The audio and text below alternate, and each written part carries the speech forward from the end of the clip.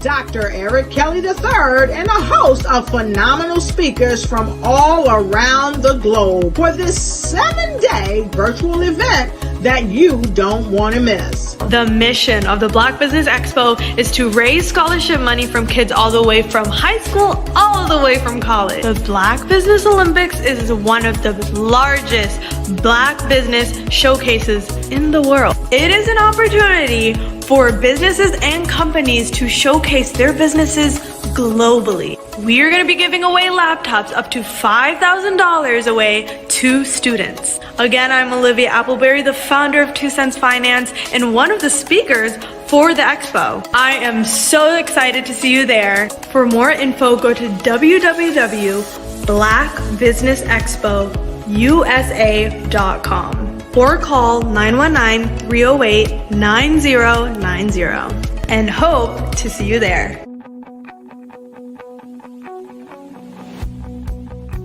I am Black Business. From the moment I wake until the time I sleep. Yes, I am Black Business. I am Black Business. Tell me, are you Black Business? I am Black Business. Do you support Black businesses? Listen, I support Black business because I am Black Business.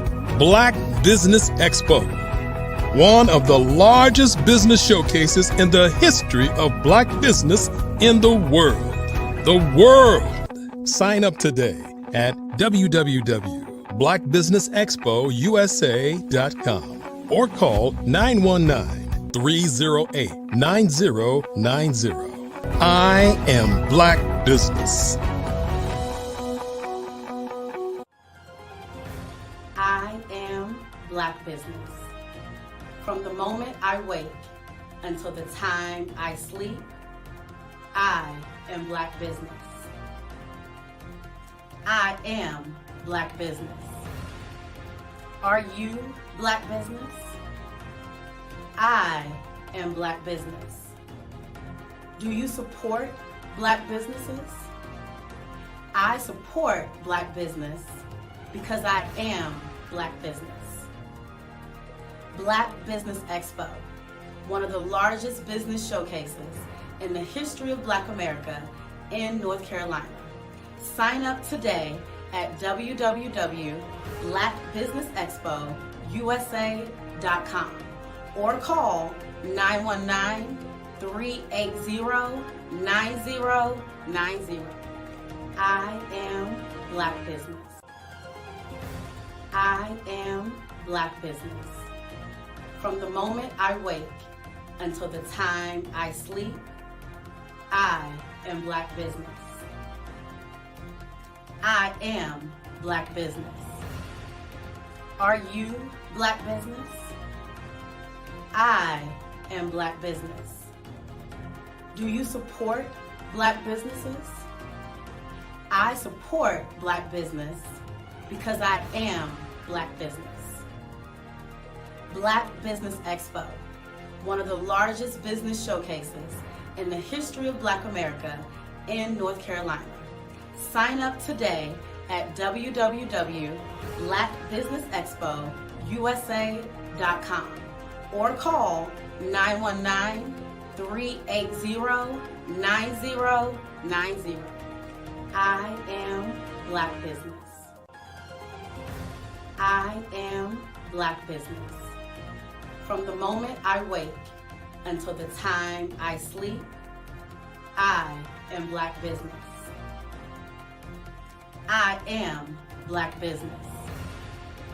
Are you Black Business? I am Black Business. Do you support Black businesses? I support Black business because I am Black business. Black Business Expo, one of the largest business showcases in the history of Black America in North Carolina. Sign up today at www.blackbusinessexpousa.com or call 919-380-9090. I am Black Business. I am Black Business.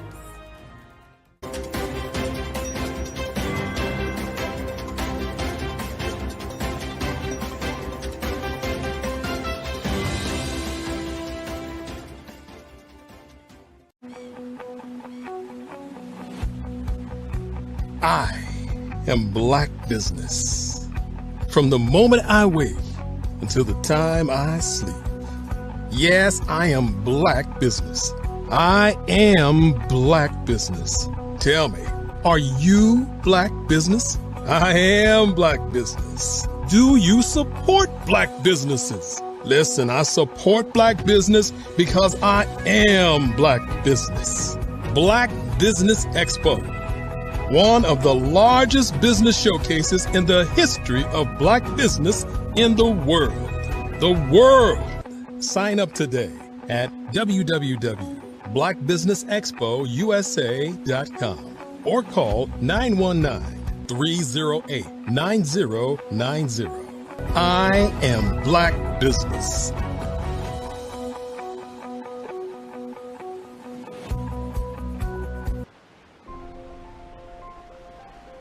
What if you could build your own city? A place where every child can find nurturing people to help them achieve their full potential. A place where every adult can access job training support, where health education is abundant, where social justice ruled the land. A place without limitations. Welcome. You have arrived at STEM City USA. It is what every city should be. A safe and trusted community where you find people and resources to help you become everything you are and beyond. STEM City is unlike anything you have ever experienced. It is a digital twin of the world around you, only better. STEM City is about energy and soul renewal. It is more than a digital world. You can almost feel the power of live cultural events, music, and theater. STEM City promises a better future for children with caring mentors and hands-on activities with dedicated tutors to support our youth. STEM City is your passport to a healthy lifestyle with weekly events addressing our community's many issues. STEM City is your financial well-being with helpful information on wealth management, career advancement, job training, and so much more. STEM City is the community you deserve. It is the city where your dreams can come true. STEM City USA, a place in the sky that is accessible to all who reach for the stars.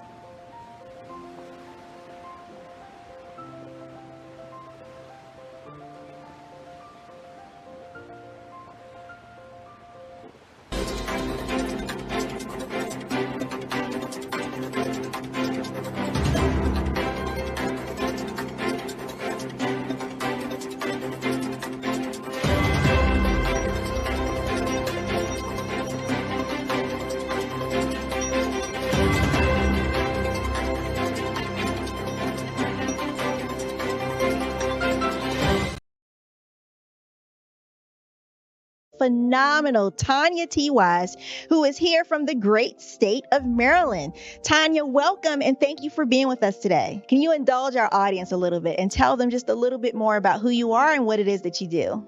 Well, I love being able to talk to people and have a magnetic attitude, being able to just show them. So I always like to say, level up is Coach at Tanya T. Wise here. So can you tell our audience, just give them a teaser about what your presentation will be about? So my philosophy is that we should all be living our dream life. So tomorrow I'm going to talk about how you start living your dream life. What are some of the things that you thought about in your childhood that you just kind of let go and dormant? Wow. And I want to reignite that and just give you some pointers and some tips, some tools, some strategies to be able to start living your best life now. And guess what, Wanda? And leave an inheritance for your legacy.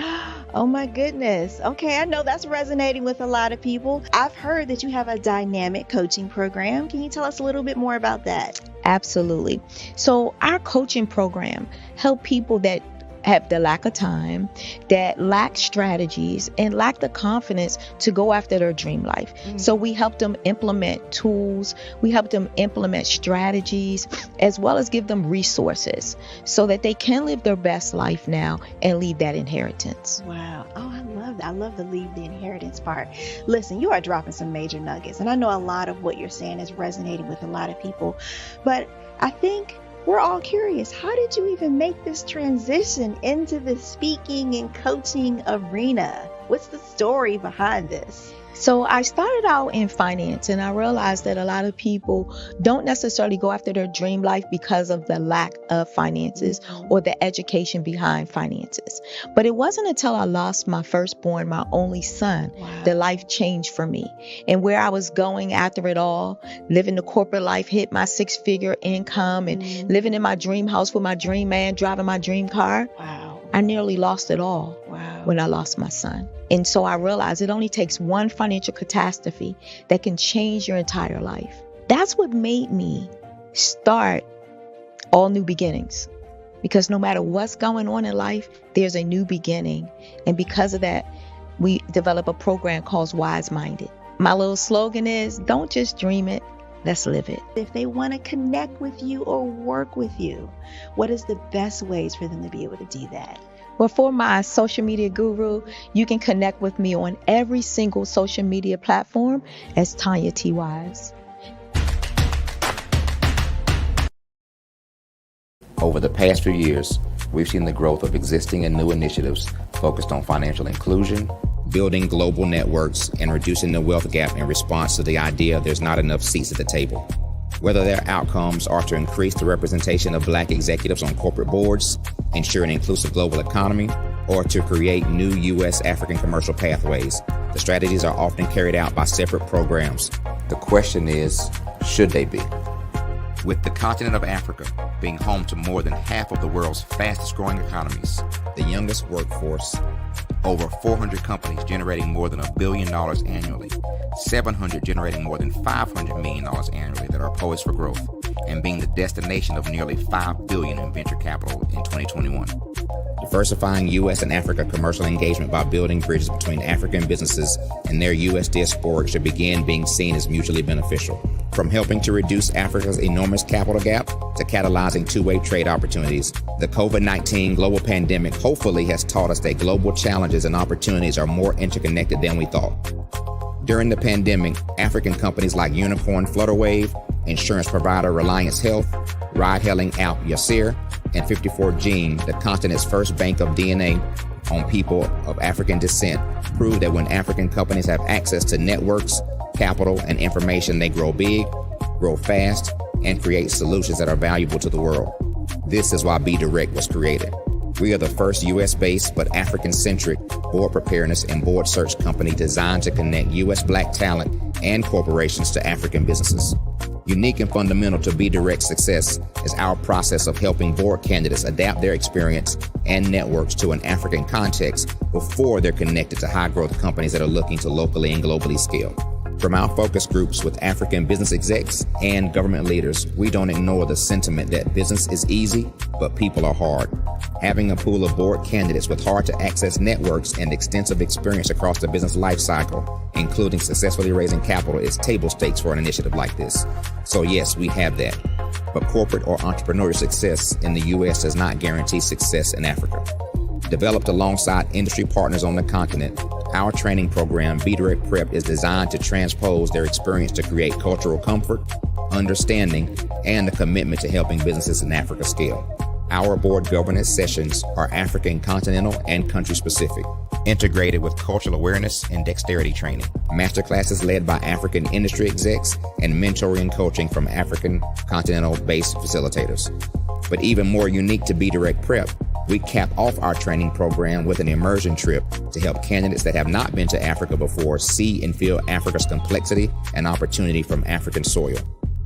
We all know traditional network-based board placement has historically left a lot of us out of ever really being in the paid board pipeline. Our strategy supports the work of many great organizations that are successfully filling seats at U.S. board tables by creating more tables for those that are still left on the sideline. It's time to start seeing the role and value of U.S. Black talent and businesses on the continent of Africa differently. Old perceptions and habits limit economic inclusion. Let's transition Black talent and the African businesses they will support from the periphery of the global economy to its core. Living in a global lockdown, we all know now how fast local and global economies can change, and see the value of having businesses that hire, strengthen local value chains, and even grow globally. Status quo in any form holds back progress. We must democratize U.S.-Africa commercial engagement by socially and economically connecting cultures that have long been disconnected. It's time for Africa's U.S. diaspora to redefine their global value by helping African businesses scale continentally and globally.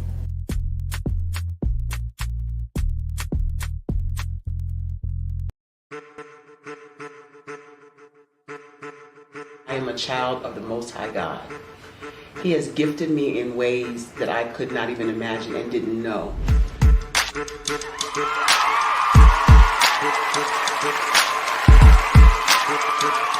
There was a time when I didn't know who I was. I listened to other people tell me who I should be, what I should do. I listened to people telling me that I should be a boutique owner, that I should be a construction manager, that I should be a laborer. Have you ever felt like you should do something else, be something else, go somewhere else, be wherever you wanted to be, and you felt like you were in a box? Anybody in the room? And you couldn't get out. Anybody in the room? And you kept trying to go and you couldn't get out. Anybody in the room? But let me tell you, you need to rock the box. Rock the box.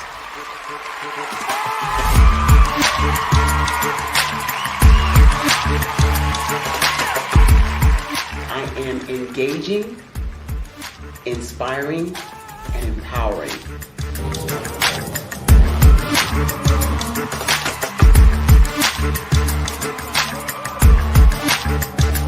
I would give you everything I know. Just by touching you, if I could, by osmosis, give you every single thing I've learned, I've gone through, I know I would. We know that's not possible, but as it is possible, I love to share information with people. Some of you out there, people have told you that you can't be, you can't have, you can't do. But I will tell you, like Kingston said, you can, you must, and you will. If it's to be, it's going to be me. You got to say it. If it's to be, it's going to be. If it's to be, it's going to be. If it's to be, it's going to be.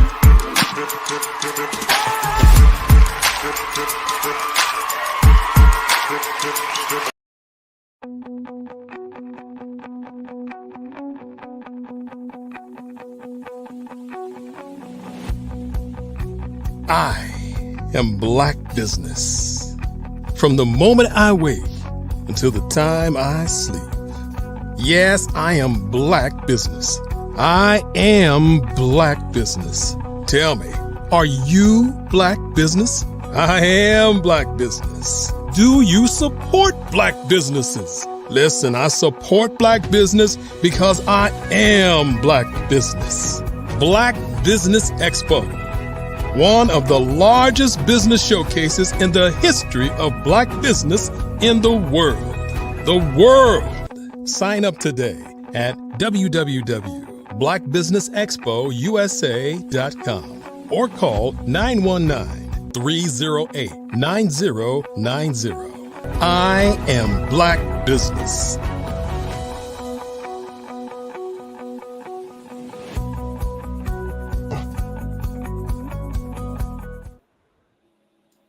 Good afternoon, business owners, entrepreneurs, thought leaders, and corporations. Welcome to the Black Business Network. My name is Dr. Tabitha Russell, and I am your business moderator for this afternoon on the Black Business Network. The Black Business Network is a 24-hour business network showcasing Black businesses, business owners, entrepreneurs, and thought leaders worldwide. We have speakers from North Carolina, London, Singapore, Africa, Japan, and cities all over the United States. The Black Business Network is a global community sharing its business knowledge to empower, inspire, and educate businesses about business. Our keynote speaker on today is Coach Kim Williams. She is an international leadership strategist and thought leader coach. As a coach, she develops you and your staff so that you can enhance your retention rate. A lifelong student of the kingdom of God, principle of business, she has coined her as an organizational heaven. She uses emotional intelligence and mission mapping to curate results that grossly increase your earnings. Her life's passion is providentially analyzing and organizing your mission statement and process to equip your company with the tools that keep you at the front of the line in your niche. Welcome, Miss Kim Williams. Thank you, thank you, thank you. You are most welcome. It's a pleasure with having you on today. I will leave you with Genius is Coming, and I'll see you on the other side. Awesome. Thank you so very much, Dr. Tabitha Russell. I am astonished at how much connectivity happens within the Black Business Network. I really appreciate this platform and what it offers. So thank you to Dr. Eric Kelly and all of the wonderful, wonderful sponsors. I look forward to continuing to do business with you all in this manner. So I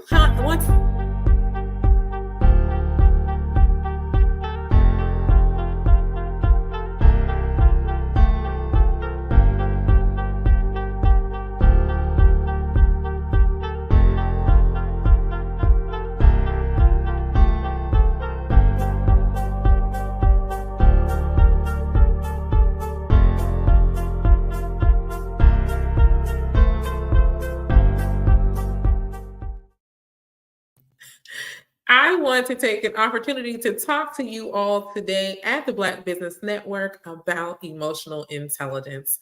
I am the proud owner of Perspective 360 LLC. We are an emotionally intelligent firm where we use emotional intelligence to train CEOs, their leadership teams, and young adults in 3 areas. Those 3 areas are becoming leaders in leadership development. We talk about effective communication, and we talk about intergenerational conflict resolution. So what does that mean? What does that look like? And so I want to ask you a question. Have you ever been a part of an organization or a business and it seemed like the tenured staff was not able to effectively communicate with the newbie that came onto the team? It seemed as though there was a strife between the two of them, and they would never even met one another. It would become a difficult situation, or a challenge, I should say, to talk about the processes and the system and the way that they are ordered to do their business and their roles and responsibility. Well, if you've ever been in a situation where those have been some of the highlighted areas of opportunity, then I want to tell you that business could feed off of and thrive with an emotional intelligence training. The way that emotional intelligence helps businesses to thrive in that way is by amplifying the self-awareness of individuals, by amplifying self-regulation, empathy, our motivation, and our social skills. And these 5 pillars that are what make up emotional intelligence gives your business a thriving chance. And so, Black American businesses, we have a problem. I have looked over the industries in the last 15 years, nonprofit sectors as well as the for-profit sectors, and I have noticed the same issue. We care more than we merchandise. And the reason why this is a problem was something that the late and the great Sojourner Truth went to try to solve. She saw how the owners of the day were putting our faces on the money of the time, on the paper bills of the time. And depending upon how much that dollar or that paper was worth, that would signify the smiling face and or the sharecropped family that was in the background, smiling away while they were tilling their land. And so the value of those faces became prominent across the different countries and territories in so much of a way that everybody sought out to put their property on these dollar bills. And so when Sojourner Truth came about and she saw how they were capitalizing off of these faces, she knew that it was a marketable idea to put our faces on the things in which we represent. And so if you know anything about her story and anything about her entrepreneurial enterprise, then you understand the mission in which she took her emotions out of. And this is a very emotional situation, a very touchy subject, as we will call it. But she took the emotions out of it and she created a movement. And so, Black business, I came to talk to you today about caring about the monetized game. And so when we think about that in terms of emotional intelligence and how it builds the way that we work with one another, then we will grow multi-million-dollar businesses yet again. I say yet again because I remember that if you know anything about the great and late Madam C.J. Walker, then you understand how she created a sales team that impacted the way that we saw our hair. And the product in which she produced reached across territories and state lines in such a way that she was able to build factories and make sales agents bigger than that of those that we see today. And this was back when we had a low impact in the enterprise world. So just imagine today when we have the market readily available for us in person, online, across nations. We are unstoppable as a people. Yet our emotions challenge us. This is something that has been programmed with us in terms of the way that we are manipulated emotionally to be triggered and respond versus standing in our strength and power. So if we know that what we have to offer and what it is that we bring to the table is a necessity to the market, what is the disconnect when it comes to working together? Is there too little? Is there not enough space at what we call and consider the top? Have we been tricked into believing that we have to love and get along with every person that helps us or supports us along the way? So let's talk about it for a little while. When we are driven by our emotions, then we stick to relationships that do not prosper us because we care so much and we love them so closely, and our relationship is just something that we don't want to let go because we don't want to seem like the bad guy. And so we hold on to people and principles and relationships that put a bad smell or a bad taste in the mouths of those who consume our goods. And then you have to put out fires unnecessarily, expending energy and resources in a direction that does not feed your bottom dollar. It actually depletes it. And so what am I saying to you today? I'm saying I want you to learn as a Black American doing business to have an awareness of the pitfalls that come from us from a traumatic space in our lives where we've been manipulated emotionally day in and day out to respond versus to stand in our power. And so if we do that, then we will conquer this merchandised space. So whatever your business is and whatever your niche is and how you choose to thrive, now that that is shaped off of not only your charisma and your personality, but also your intellect and your expertise. It's been built through experiences and your learned knowledge that you've either gone to a school for, or you studied amongst yourself, read all of the books, and you gathered all of this information. And so now you can thrive in your niche. So when it comes to our emotions and our emotional spaces, there needs to be a separation. It doesn't mean you don't care at all. It means that you care about the marketability of this piece. And now, when we look at how that feeds into the relationships in which we build.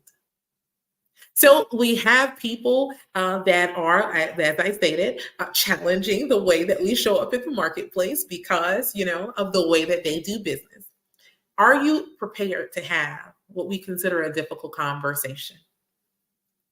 Not a conversation that belittles you or them or belittles their impacting your business, but a conversation that speaks to the mission at hand. Because no one goes into business to be in the red. No one goes into business to be out of business. And we know that about two out of three first-time business owners go out of business within the first 2 to 3 years. Why do you think that is? It's not because of the overhead. It's not because of the personnel, but it's because of the connectivity of the two and the inability to grow. So things that keep us from growing or stifle us in our spaces to grow are our emotions. You can become so attached to something and you're carrying it around and it's dead weight, but yet that weight is just enough weight to keep you from unfolding and unblossoming in a way that you are now prospering. So I employ you today to consider emotional intelligence in your business, because I want for you to communicate as a leader.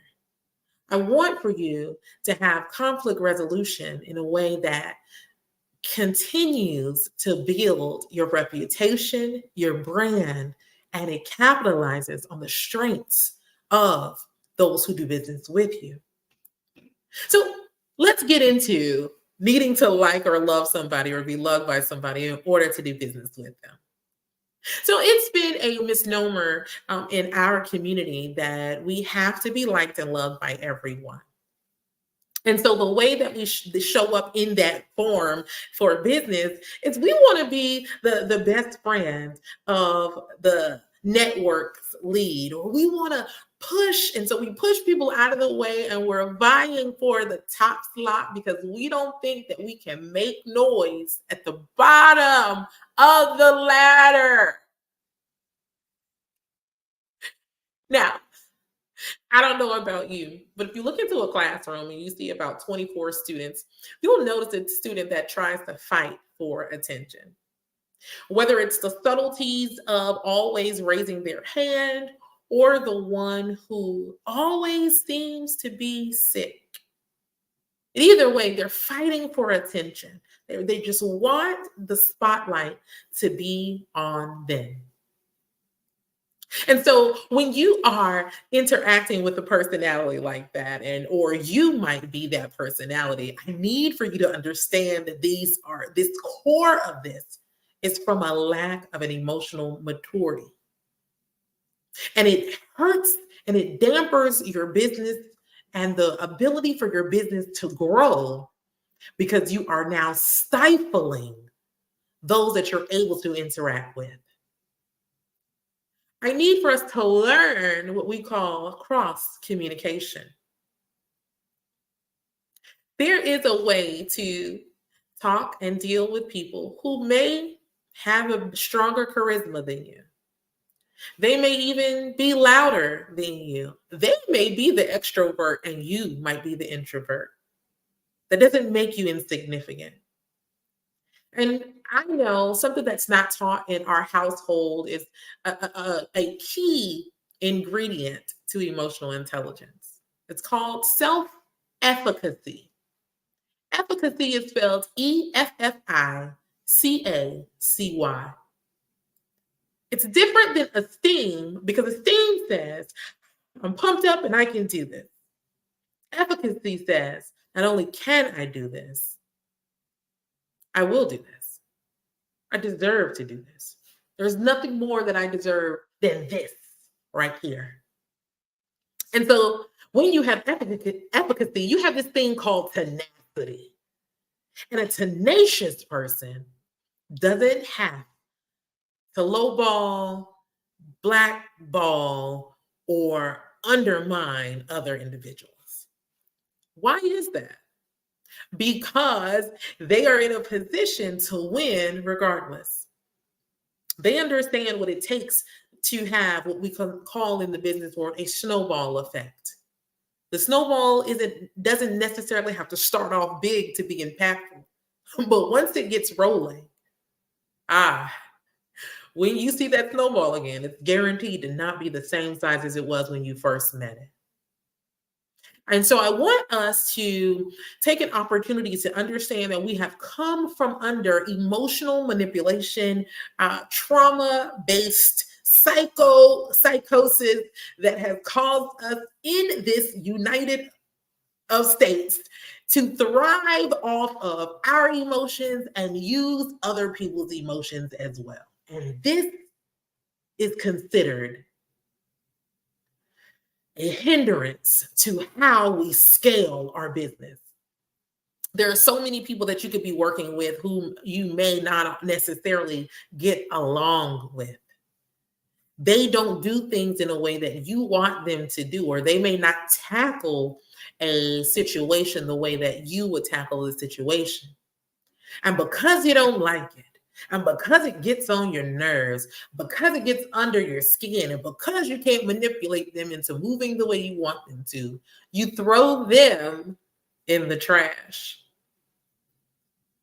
The way that other businesses and cultures thrive is because they allow that person to be full within their own right.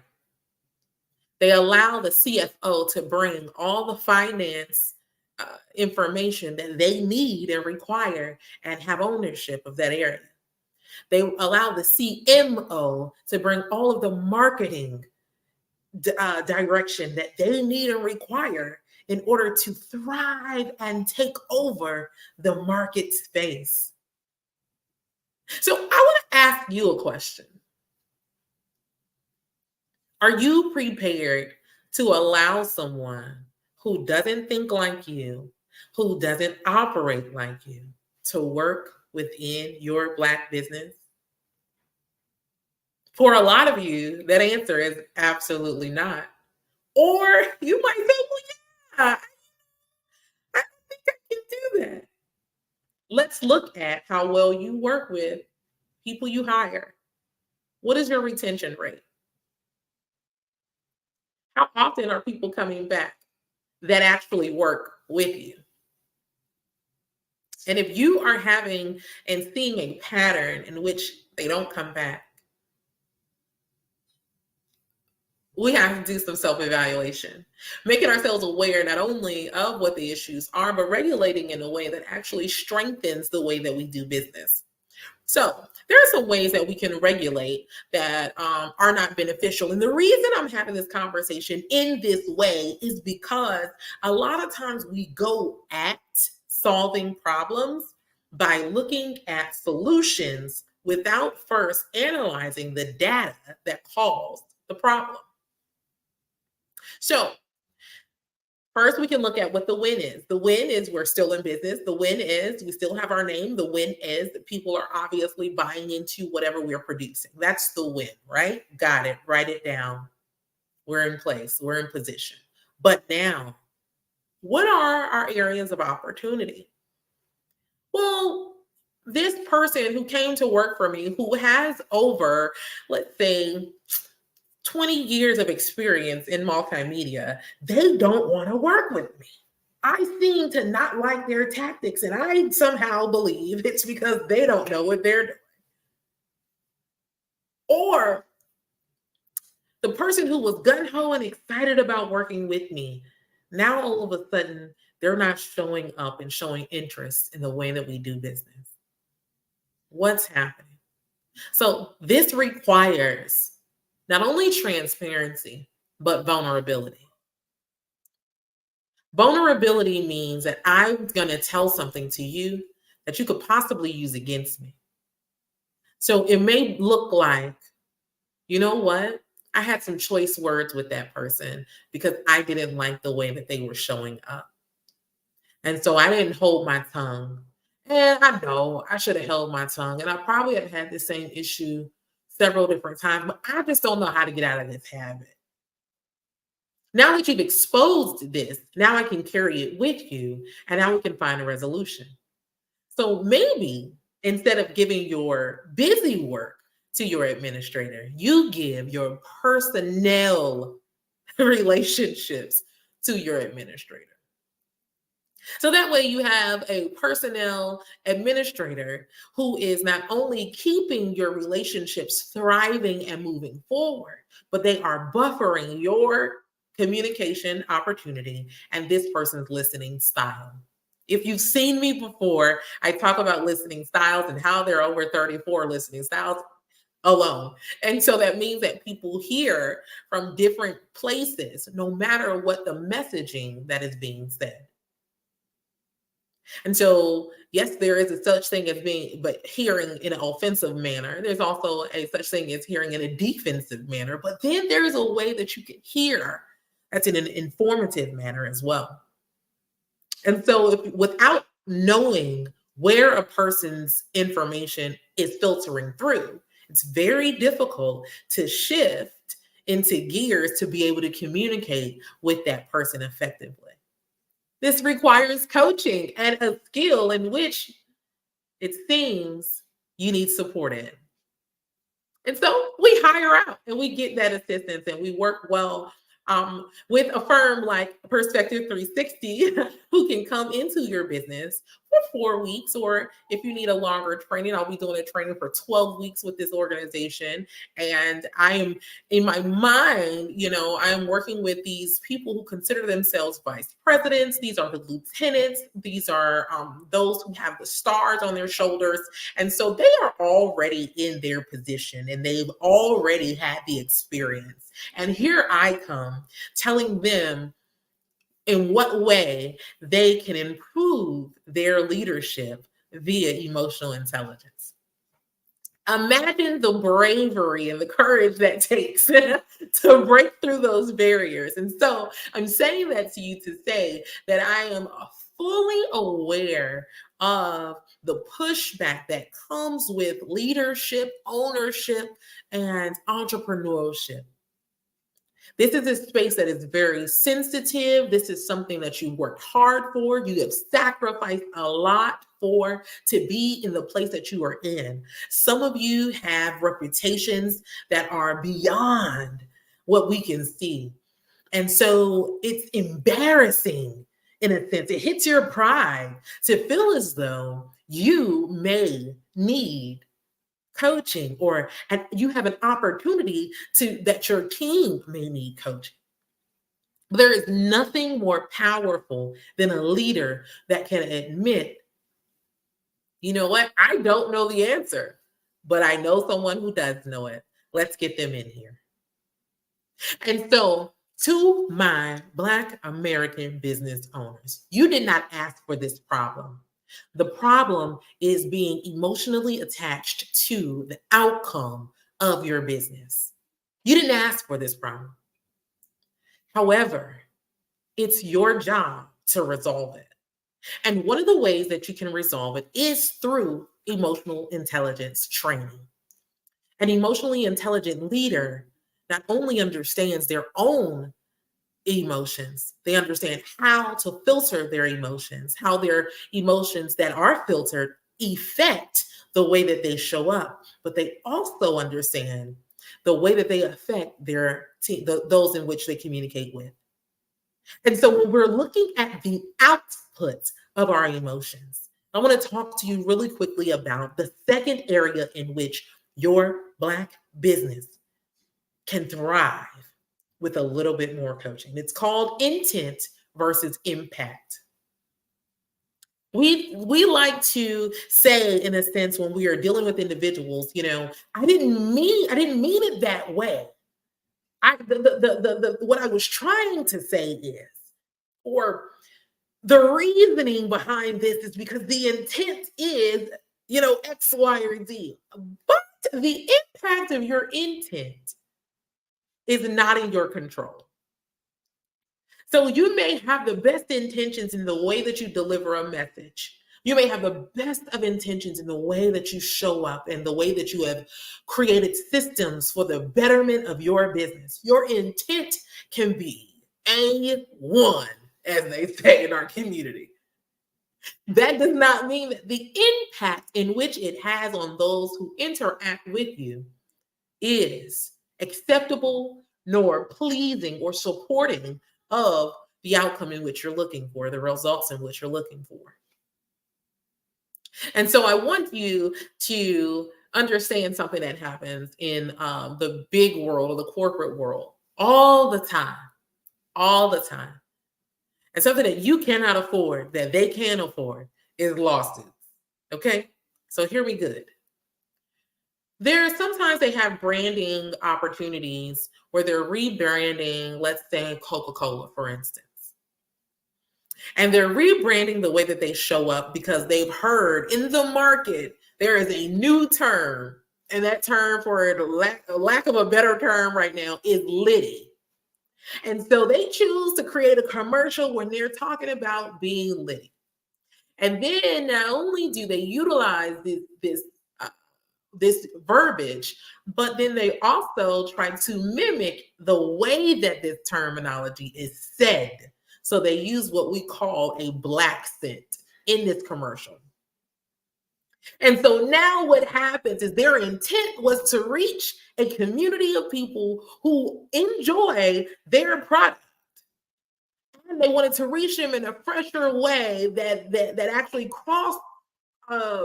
communicates a message to the younger demographic. So their intent is A1. But the delivery and the impact of that intent now has become offensive to the market in which they have chosen to impact. And so now they have to deal with calls from the NAACP and the Negro Council of Women, National Council of Negro Women. They get all of these phone calls about the way that they chose to utilize the wording in their commercial. Now, they've done marketing forever. They have a great reputation, but the impact of their intent now has cost them in lawsuits. So I want you to keep that example in mind and think about your business. There is a way in which you think you're coming across to a younger person, especially those who are in a boomer generation. There is a way, even with the Gen Z, that we believe, I'm not a Gen Z, but they believe that they're coming across to the elder generation that is offensive. And so we began to cause conflict within our businesses because we had failed to understand the impact of our intent prior to releasing this thing out into the public for viewing and scrutiny. So if they had only ran this idea past more than their PR firm and team, just a soft run of that commercial, they would have already had an idea. If they had more people of color around their table to be able to give them insight to the impact of the activities that they're choosing, then they would have been better off. But in order to be able to do that, you have to be able to empathize and bring people around the table who do not look or think like you, who do not like necessarily the same things that you like, who don't have the same exact results or outcomes that they are in expectation of as you. And you have to be willing to accept them around the table, value their opinion, and be willing to utilize them for the betterment of your Black-owned business. So I want to tell you again, the problem that we have is not something that we created. It's been an intergenerational situation that has happened from years and years and years of trauma, where now we care more than we think about the marketability or the branding itself. And so because of our feelings, we allow our feelings to control those in which we actually work with, the way that we show up in these rooms, and how we push our brothers and sisters to the side instead of building with them, and then valuing the connections between people who do not think like us, do not operate in the same manners as us, and have a different cultural experience than which we ourselves have. And so emotional intelligence can attack all of those areas. Perspective 360 LLC has thrived in what I consider the long game. And so the long game is a workshop in which we develop the way that you connect, the way that you communicate, and the way that you resolve your conflicts. It's so important that we continue to show up readied to take our business to the next level. And it requires, when we want to go up, and I talk about this a lot, and I want you to pay very close attention to the construction of a thing, the architecture of something big. When you want to go up, you have to be willing to dig deeper within your resources, deeper within your network. You have to go deeper and make those connections, because you want what you scale upward to thrive, to last, and withstand the test of what we call time. So I am excited to bring that to you today, Coach Kimberly Williams. I am the owner and founder of Perspective 360 LLC. I am the trainer and the education coordinator. I create all of the training manuals that we use. I do create manuals specific to the niche in the industry in which I am doing the workshops and facilitation with. I do require 4 to 12 weeks of training with your team, just depends upon where it is that you need assistance the most. I'm excited about the workshop because I can do it virtually or in person. I do have talks that I do in terms of leadership development. My specialty is the workshops because I like to do experiential and practical practices so that you can get your hands in the midst of it and you can understand the totality of what it is and the impact you have in your Black business. Can I just say that you gave so much information on today? That was absolutely fantastic. Thank you so much for sharing all of your wisdom around leadership. I love the talk on interpersonal, intergenerational development, as well as DEI. I absolutely love it. And I will say, how is it that people can connect with you again? Oh, if you would, my website is coachwithkim.org. That's coachwithkim.org. You will see multiple ways that we can work together. And I have some workshops available for you that we can do online immediately that are accessible to you. I have some classes starting next week and also in January. So I look forward to it. It's coachwithkim.org. Thank you so much. I greatly appreciate it. I'll leave you with Genius is Common, and I'll see you on the other side. Thank you so much. And thank you. The Black Business Expo mission is to raise funds for high school seniors going to college or K through 12 entrepreneurs. The expo is a fundraiser for students. You may go to www.blackbusinessexpousa.com to donate to the scholarship fund, or use the Cash App that's on the screen below. That's $BBX USA. Our goal is to give laptops and up to $5,000 to 10 students. Students can register online at www.blackbusinessexpousa.com. Every dollar counts. So we want to remind you to donate to the scholarship fund.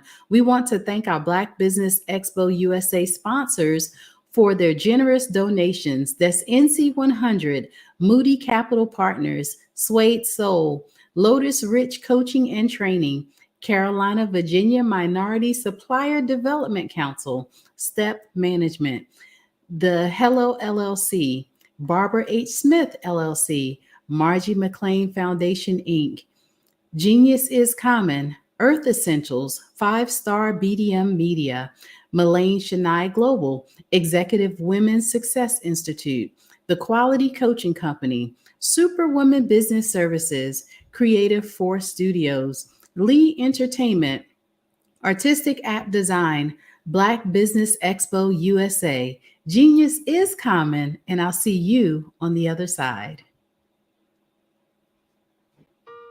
Hello, this is Israel, and I am CEO of Daydreams Interactive and author of Princess Planet. So, genius is common, and as a kid, I loved to daydream. Even as an adult, I loved to daydream. And when my daughter became 6 and loved princess characters, but we just could not find the diversity that showed her, we created our own characters.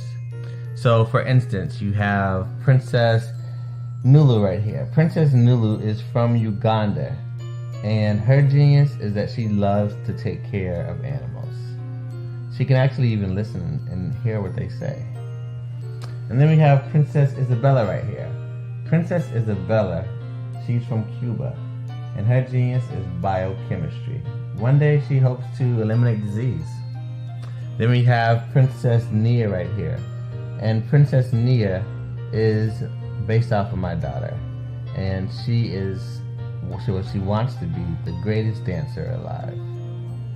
So that's her genius. So what's your genius? My genius is my imagination. Genius is common.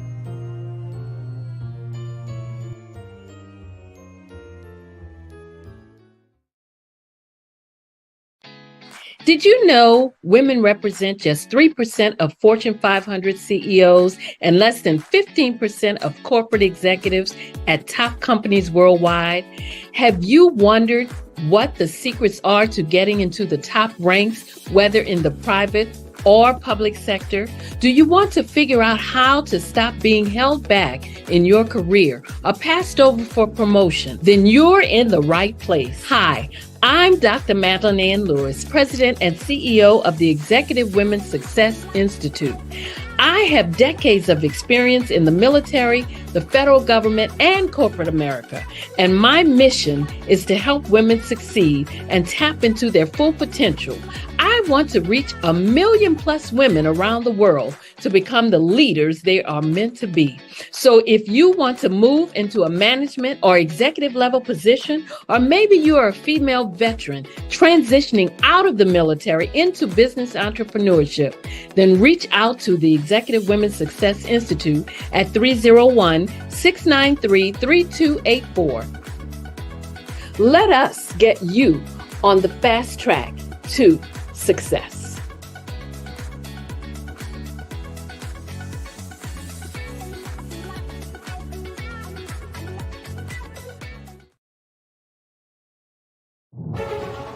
In the heart of America, there are dreams waiting to be realized. Dreams of owning a home, creating a haven for families, and building a future. Yet there... I was born in a little village on the...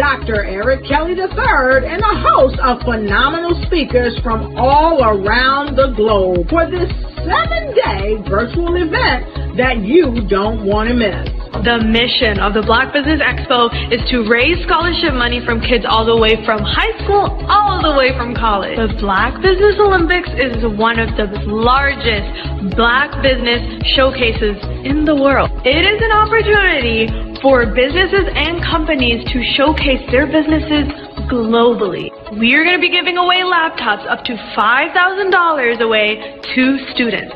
Again, I'm Olivia Appleberry, the founder of 2 Cents Finance and one of the speakers for the expo. I am so excited to see you there. For more info, go to www.blackbusinessexpousa.com or call 919-308-9090 and hope to see you there. I am Black Business. From the moment I wake until the time I sleep. Yes, I am Black Business. I am Black Business. Tell me, are you Black Business? I am Black Business. Do you support Black businesses? Listen, I support Black business because I am Black Business. Black Business Expo, one of the largest business showcases in the history of Black business in the world. The world! Sign up today at www.blackbusinessexpousa.com or call 919-308-9090. I am Black Business. I am Black Business. From the moment I wake until the time I sleep, I am Black Business. I am Black Business. Are you Black Business? I am Black Business. Do you support Black businesses? I support Black business because I am Black Business. Black Business Expo, one of the largest business showcases in the history of Black America in North Carolina. Sign up today at www.blackbusinessexpousa.com or call 919-380-9090. I am Black Business. I am Black Business. From the moment I wake until the time I sleep, I am Black Business. I am Black Business. Are you Black Business? I am Black Business. Do you support Black businesses? I support Black business because I am Black Business. Black Business Expo, one of the largest business showcases in the history of Black America in North Carolina. Sign up today at www.blackbusinessexpousa.com or call 919-380-9090. I am Black Business. I am Black Business. From the moment I wake until the time I sleep, I am Black Business. I am Black Business. Are you Black Business? I am Black Business. Do you support Black businesses? I support Black business because I am Black Business.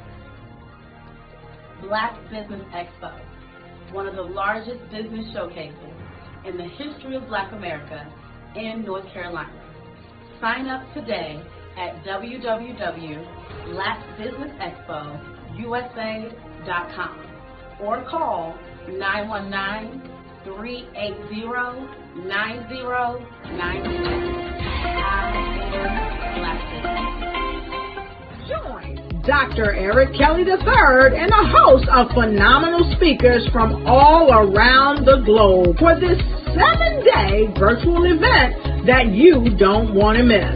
The mission of the Black Business Expo is to raise scholarship money from kids all the way from high school all the way from college. The Black Business Olympics is one of the largest Black business showcases in the world. It is an opportunity for businesses and companies to showcase their businesses globally. We are going to be giving away laptops up to $5,000 away to students. Again, I'm Olivia Appleberry, the founder of 2 Cents Finance and one of the speakers for the expo. I am so excited to see you there. For more info, go to www.blackbusinessexpousa.com or call 919-308-9090 and hope to see you there.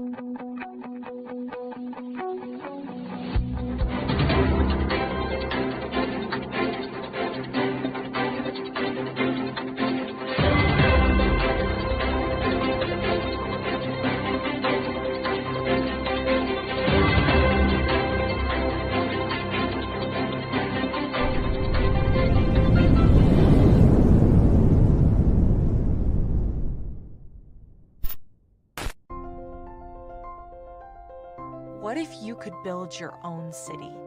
A place where every child can find nurturing people to help them achieve their full potential.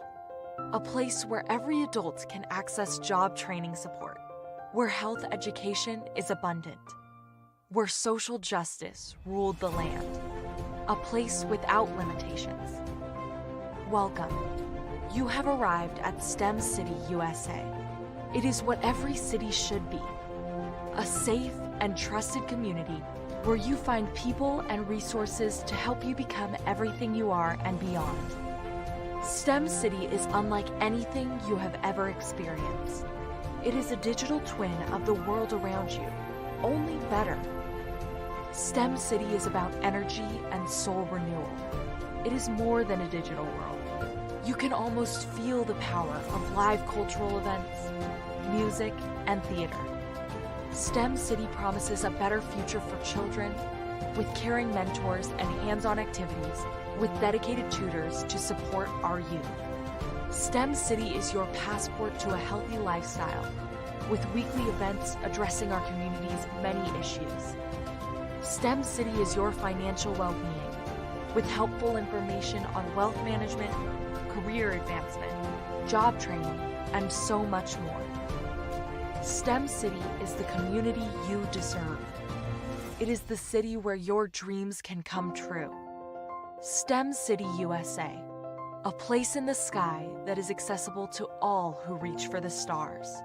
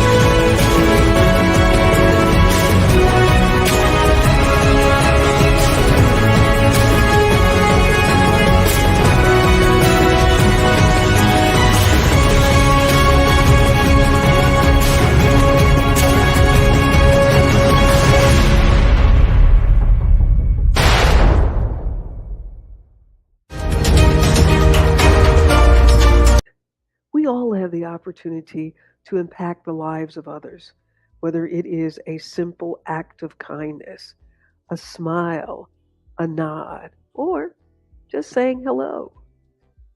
Hello, I'm Pamela D. Marshall, corporate mindfulness coach and author of The Art of Forgiveness.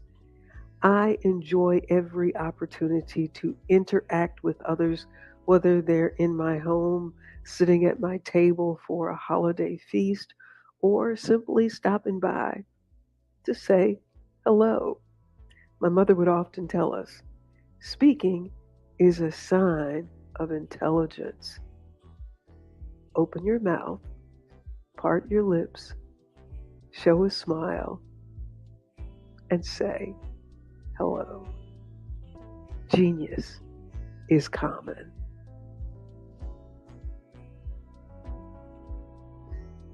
I'd like you to imagine with me, if you will, opening an app where you can collaborate with like-minded individuals from around the world, get inspiration and in-app tools to launch and grow your business, as well as share your knowledge and earn compensation, all in one app. Well, the name of that app is Truso, short for Truly Social. Hi, I'm Matthew Newman, the founder and CEO of Truso, a new concept in social media. Truso is designed from the ground up to be a platform that's both social and empowering for all its users. How exactly do we do that? I'm glad you asked. First, Truso brings the world together via video. Psychologists assert that video provides a significantly more effective connection than audio only. When you enter a community on Truso, you're face to face. Second, on Truso, you don't have to have 1 million followers to monetize. Our business model allows all hosts and moderators to monetize, no matter the size of your following, by 1, producing fee-based content, and 2, inviting others to join the platform as subscribers. Even more, Truso has an in-app resource library with over 100 free resources, forms, and documents to help you build your brand and grow your business.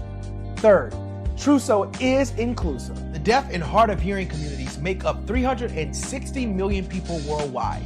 Unlike audio-only apps, Truso embraces this community, providing a networking platform that allows them to participate via video and closed captioning. We even have a deaf and hard of hearing foundation in the works as well. Fourth, Truso is both social and safe. We refer to Truso as a virtual extension of the beauty shop, barbershop, and brainchild of the community. A place where there's laughter, along with wisdom, growth-oriented conversation, and genuine connections in a safe space. Truso even has proprietary security to ensure we maintain a safe environment. Ladies and gentlemen, and fellow professionals, please allow me to introduce myself. I am David Jones, the co-founder and CEO of the Hello LLC, where I am passionately dedicated to guiding individuals and businesses toward their own return on time investment. Time is my only competition. With over 20 years of experience as a corporate C-level executive, I bring a wealth of knowledge and expertise to the Hello LLC. My career journey has been marked by a relentless pursuit of excellence in marketing, strategy, and business management leadership.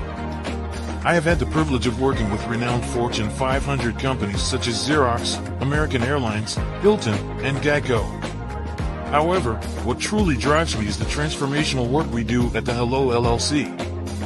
We are pioneering a new approach to business in the metaverse, where we empower businesses and individuals to build strong foundations, automate their processes and systems, while thriving in the ever-evolving digital landscape. More than just a 3D digital marketing agency, the Hello LLC is truly a community built on love, kindness, and integrity. We want more for you than from you. As I often say, collaboration is the new competition. In an era where time is the most precious commodity, I am here to guide you toward your own return on time investment, because if time was sold in stores, it would be sold out. With a deep commitment to excellence and a strong belief in the power of community, I don't just lead a company, I lead a movement into the future of business. Ladies and gentlemen, it is both an honor and a pleasure to be your guide on this remarkable journey. I am David Jones, and together, we will embrace a future marked by success, collaboration, and the transformative work we do at the Hello LLC. Hello stands for helping everyone live life optimally. So, let's make that pivot together and start living life optimally today.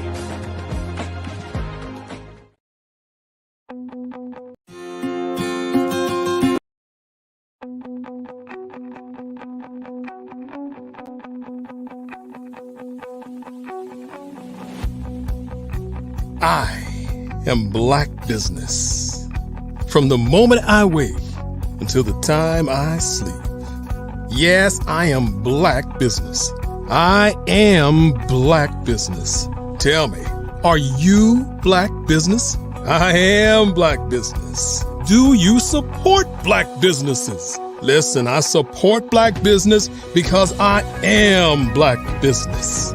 Black Business Expo, one of the largest business showcases in the history of Black business in the world. The world! Sign up today at www.blackbusinessexpousa.com or call 919-308-9090. I am Black Business.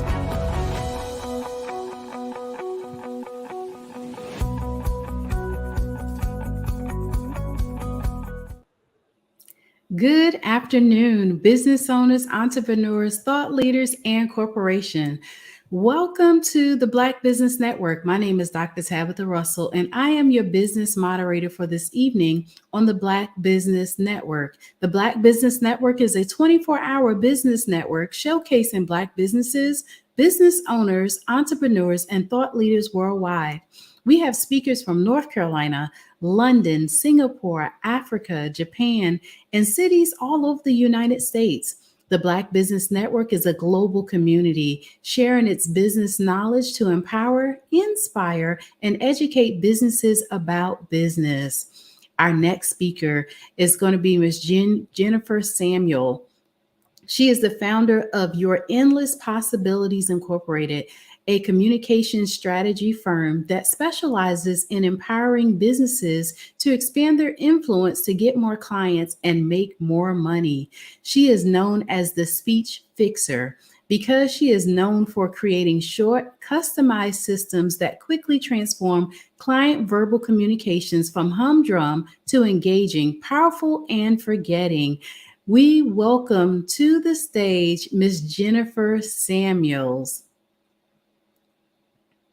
Thank you so much for inviting me to this wonderful event. Yes, I am so excited to have you here on today. I will leave you with Genius is Common, and I'll see you on the other side. Okay.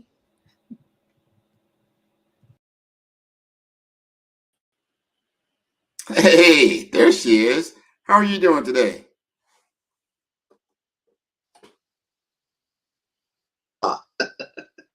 There she is. Can you hear me? I can hear you. All right. I love talking to you all the time because you do what a lot of people find to be very, very intimidating, if not just all out frightening. When you start to think about, some people say, I'd rather, be demise than do public speaking. Yet you have made public speaking a way of life. Talk to us a little bit about what you're passionate about and a little bit more about your business. Okay. Well, let me give you a teeny bit of history so you know how I came upon this wonderful journey, though I never expected it in any way, shape, or form that I'd be doing this for a living. Let me tell you that right now. Originally from London, England. Grew up, my natural nature is that of an introvert. And since I was a little teenager, I've actually had this rather unusually deep voice for a female. So I would get teased. And I found myself as a teenager kind of staying quiet because I didn't want to do anything to bring attention to me. So fast forward some years and my family emigrated to the United States. We moved to Florida. And for those people that didn't obviously know me because they just seen me, I'd open my mouth and they'd hear this wonderful deep voice come from this young lady and they'd ask me a million questions and it didn't make me happy. So I decided okay, I'm just going to go ahead and live life. This is not going anywhere. It's part of me. And went to college, was then hired by a Fortune 500 company and had quite a successful career in business. with this company. Unfortunately, it didn't quite fit me. I always say it's like a square peg, round hole. That was me. And I knew I didn't know what I wanted to do. I just knew I didn't want to do what I was doing. So I grew more and more unhappy. And I finally left a wonderful job. I mean, when I look back in retrospect, wonderful co-workers, wonderful bosses. It wasn't the company. It was me. And after leaving, after 10 years, went soul searching for a couple of years and had a conversation with a very wise person that the conversation ended up with, so you have an unusually deep voice. Have you ever thought of speaking for a living? And I've been told that since my teenage years. Everybody would assume I was either a public speaker in television or in radio. And I spent all of those years just categorically denying it. So about a month after I had that conversation with that wise person, I started speaking. And it's led me around the world. It's led me to meet and interact with some fantastic people, all walks of life, from people that have very little materially to multimillionaires and everything in between. And what I find is, as I meet people individually, I draw back on old school wisdom from my mom. She used to say, everybody's a person first before their job title. They're people. So whether you are a person that's incredibly materially successful, whether you are somebody that's trying to find their way, I like to communicate with you on a level that's me and you, person one-to-one. What do we have in common? What can we relate to? How can we connect? So that's how my business has kind of morphed and changed. I went from speaking on stages around the world to eventually coaching executives, business owners, because what they wanted to feel was comfortable in their own skin. And I don't know about you, Grant, but I've met some people that are faking it. And that works actually for a little while, because sometimes you got to fake it till you make it. I do understand that. But after a while, that gets exhausting. And then everything else, the whole stack of cards starts to come down. So the philosophy that I've embraced, because it's what I've lived by, is build from the ground up. And build so you find yourself comfortable with you. Then you start being more comfortable with other people, and then you build from there. So that's how my business has kind of morphed and changed. And now I have the pleasure of meeting and interacting with some fabulous leaders, thought leaders, again, people from all different industries, all different fields of life. The bottom line is, though, they want to take those thoughts and share them in a way that's palatable and hopefully well received by any audience. So that's what I do. Now you do a wonderful service. I've met so many people, just like you just mentioned, that are geniuses in what they do. They're experts in how they go about their daily life and what they're able to bring to society in many different ways. However, they're very, very difficult for them to articulate that. Very difficult to put it into words and to make an art form out of it, and they are intimidated by it. One of the things that you talk about, you have a system that you take people through and also help them understand the trust factor, because the first thing you got to do when you're communicating to someone, and you kind of alluded to that, is establish trust, establish some credibility, so they're actually listening to you, not just hearing you, but they're actually like, this person is saying something that sparks interest. Talk to us a little bit about your process. Well, you said it categorically, trust. If people don't trust you, you have a heck of a long hill to climb. And it doesn't, I think, matter actually what position you hold in an organization. But if you have no trust, you have nothing. So people trust you when they can hear you, sometimes when they can feel you, feel your emotions, your energy, how you show up, and the words that you say. Put that into a nice little package, and that's what I call the trust factor. So what I learned as I developed my business as a coach, executive speech coach, and I've been doing this since 2004. So I've had quite a few subjects to practice on, so to speak. And what I found is that when you develop a wonderful framework, which people work within, then it allows you to have that anchor. And then you take your individuality, you take your personality, and then you go from there. So the first thing I like to do is have the people go through what I call a clarification process. And that's basically, why are you speaking? I have to say it because there are some people that approach me and they say, I've got a story to tell and I want to share the world because everybody's going to be motivated. And they could be right. You have some people that, especially if they work for a lot of organization, they'll say, well, nobody else wants to give this speech. You need to give this speech. And you're like, what? Oh, I got what? And then all of a sudden you'd rather sink into the ground than actually get that speech. So regardless of whether you are well-seasoned, been speaking for decades, whether you are brand new, you've got to clarify why you're speaking and what's the end result. As Stephen Covey says, we'll start with the end in mind. So this is applicable whether you have a sales conversation. This is applicable if you're a leader and you're sharing some bad news with your staff or your stakeholders. Everything is about why you're speaking. Clear that up. So we go through a process to take any roadblocks out of the way. You said something earlier about somebody would rather do other things than speak. We've heard it many, many times. The number one fear is public speaking because people have the impression that people are looking at them and thinking, and it's judgment and it's all kinds of negativity that actually usually isn't there, but our brains will just take it to a whole other level, and now it's a soap opera, and you swear these people hate your guts before you said the first word. Clarify. Then what we do is commit, which means if you decide you're going to speak, great. Let's commit to that process. Let's commit and make sure that what you speak about matches you. There are often times when you may have to speak on a topic that's not your wheelhouse, not your expertise. However, if you have no choice, then I take my clients through a process where we find elements in that subject matter that you can tie to, you can relate to, and then you just get it out of the way. Ultimately, though, we hope that when you commit to speech, you're speaking about something that is near and dear to your heart. If I work a lot, and I said earlier about, I work a lot with experts that speak. That's my wheelhouse. I love experts that speak because I've got all this stuff up here, So we've got to figure out, okay, how are we going to make it so that the audience that's listening, again, gets the information and it's truly you. It is not ChatGPT script. I guess I went there.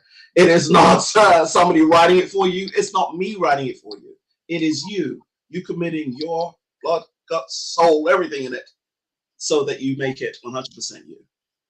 So after we've clarified, after you committed, then what we do is start to construct the speech. And that's where we pack all kinds of good stuff.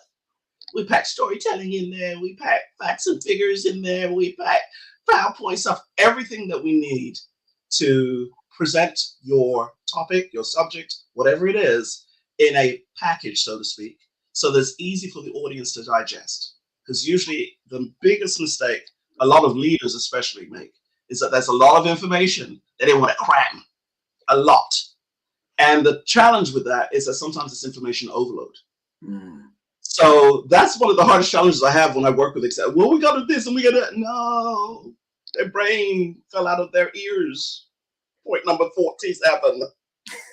So we need to make sure that you know it's okay that less is more. When we construct it, we'll do it in such a way that it's comfortable for you to give. You stay within time, because usually there's a time limit for when you speak. And then also, too, the audience really receives it because you haven't overloaded them with stuff. Then we work on confident delivery. And that's to do with the words, body language, tone of voice, pacing, and the art of silence, which is one of the most powerful tools you could ever use. And again, I work with individuals and their personality. I will honestly say, people come up to me and say, oh, I want to speak just like you. And I'm like, that's nice, thank you. But I'd rather you speak just like you. Which means bring your essence 100%. What I will do is help you tweak it here and tweak it here so that any areas that need to be enhanced, sure, we work on that, but it's you. And then after you've given the speech or the speeches, whatever the situation may be, then we work with confirmation, which means typically we will record whatever it is you've done. If I'm local or available, then I will actually come to the presentation. It depends, it's the client's preference. And then we review what you've done. because you cannot improve. And this is Black Olympics. We all know this. You got to practice, review what worked, what are we going to try differently next time. And then you just keep tweaking and tweaking and tweaking until you end up with a presentation speech that works best for you. So that's the essence of the framework. Please have a framework. That's a beautiful framework, and it flows and it builds on top of each other. We're going to talk about storytelling because everybody, story's big now. Everybody's like, oh, you got to have this compelling story. But understanding, and I want the audience to really reflect on powerful stories that you listened to, or you've heard, or if you watched in a movie. What are the elements of a great story? Because there's always some type of challenge, some kind of conflict, some kind of situation that is occurring that it creates drama, and that dramatic tension in the story of do you succeed or do you don't succeed, or what is the lesson, the aha moment that comes out at the end of the story, like, wow, yeah, I get it. And you remember those things. Is what you alluded to earlier is so important. Most people don't remember exactly every single point that you made, but they do remember how they felt during your presentation. What do you feel about that? Well, that goes to the quote from Maya Angelou. People will not remember what you say, but they will remember how you made them feel. Yes. So that's what stories do. Studies have shown, scientists have shown that we as human beings think in pictures. And our history, our African history, that's what we've done from day one. Think in pictures, we told stories. That's how we shared our knowledge, shared our traditions, shared our history. Somewhere in the mix, I don't know when, the thought of, okay, stories are nice, and we put them in the background, but data is more information. Statistics, more information. So let's put that storytelling thing. It's a nice, entertaining thing, but let's do stories, presentations with more data and flash. And it's like, well, that's great and very impressive to look at. But just like you said, people don't retain it. I'm not going to remember PowerPoint slide number 47. I'm not. We're going to remember that story you told about your son, Grant, and how he felt, and me feeling that, how I feel. That's what people need to realize. Stories are the absolute glue that bind us together, regardless of where you are in life, what you do, how much money you make. Stories do it. So I'm glad to see that everything comes full circle, because I will honestly tell you, when I first started coaching, and storytelling has always been my thing. I come from a long line of storytellers. My background is Caribbean. My parents are from Trinidad. I grew up my entire life hearing stories from my parents every single day, every day. So I know the value. I know how you can paint a picture in somebody's mind and actually go there without having going there. So as I've developed my career as a speaker and also as a coach, I realized that some people have the misconception that storytelling is just for entertainment. So when I first started coaching and used story as the main vehicle in 2004, people were like, storytelling for children. And would kind of dismiss it until they started working with me. They're like, oh, I get it. Now, fast forward many years, of course, story is huge, absolutely huge. But I will caution to make sure that I do see a lot of people out there, learn to tell your signature story and this, that, the other. And that's great. That's great. But stories have to have a context. Got to have a reason. And if you have a signature story, which means you have events or an event that was major, that is a major learning tool, and it is the hero's journey where you started off in one place and then there was conflict and then it was fixed and resolved and everybody went about happily ever after, or maybe not. That's typical. However, I will invite you to say that sometimes story doesn't have to be that dramatic. It may be a short anecdote. It may be a phrase. It may be a sentence. For example, I'm going to ask you this question, Grant. So, Grant, did you woke up this morning, right? Yeah, go ahead. Just checking, just making sure. So did you kind of go to the bathroom and maybe look yourself in the mirror? Okay. Okay, cool. Right. So that's what I want you to say. You got up out of bed, went to the bathroom. If you have a mirror in the bathroom, you're now looking at yourself in the mirror. Okay? Yes. You may say, oh, that's not much of a story. There's no drama. What's going on? But here's the deal. If you share that little piece of information, perhaps in a business presentation, doesn't even have to be business, another type of presentation, there may be somebody in the audience that has physical challenges that would give anything to be able to get out of bed and go walk to the bathroom to go look in the mirror. So you may have given them hope and inspiration and a reminder not to feel sorry for themselves by, not thinking positively when they hear when you got up out of bed, looked in the mirror, probably didn't like what you saw because it may have been pretty, may not, we don't know. Anyway, but the key is don't always think it has to be a major story. Production, yeah. No, it doesn't. What I do invite you to do, and I tell all of my clients to do, start paying attention to the little things that happen every single day. It could be the interaction with somebody you had, a coworker. It could be the interaction you have with somebody at Starbucks. It could be a customer service issue. It could be how somebody made you feel when they said you could tell me good morning this morning. And that feeling of, oh my gosh, at least somebody sees me this morning. That's a story right there. So don't think it has to be some big, long production. Now, if you're tending to go towards, okay, I'm going to be speaking at conferences, on live, doing webinars, etc., etc. Oh, sure, you may need to have stories that are longer. I still say keep them short. And there are also techniques too. If you do have a long, wonderful story, there are ways of delivering it in such a way that it's not a block of information. It could be broken up. You could have all kinds of stuff going on. I've seen wonderful speakers do that. Like their whole presentation is one long story, but it has a lot of chapters in it that give you like, oh, aha, like, oh, I get what he's talking. And then they tie it all in. It's just wonderful. And I've seen some of your work and what you do. And I would tell you, you were on my show.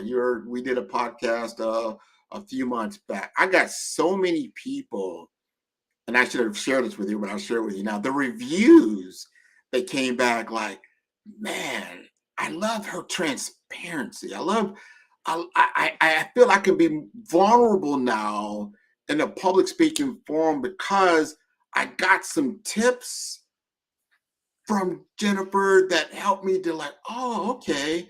So to your point now, I have to have this big grandiose story. I don't have a big grandiose story. However, putting things into context and then understanding that commonality that we take for granted, I think a lot resonates with people because there's still feelings of isolation out there in the world. There's still people like, wow, who else out there feels, now I use that word F-E-E-L-S, feels like me. And they might not really listen to a lot of the words you said, but hey, that person feels like me. I want to know more about that. You do a great job doing that. Thank you.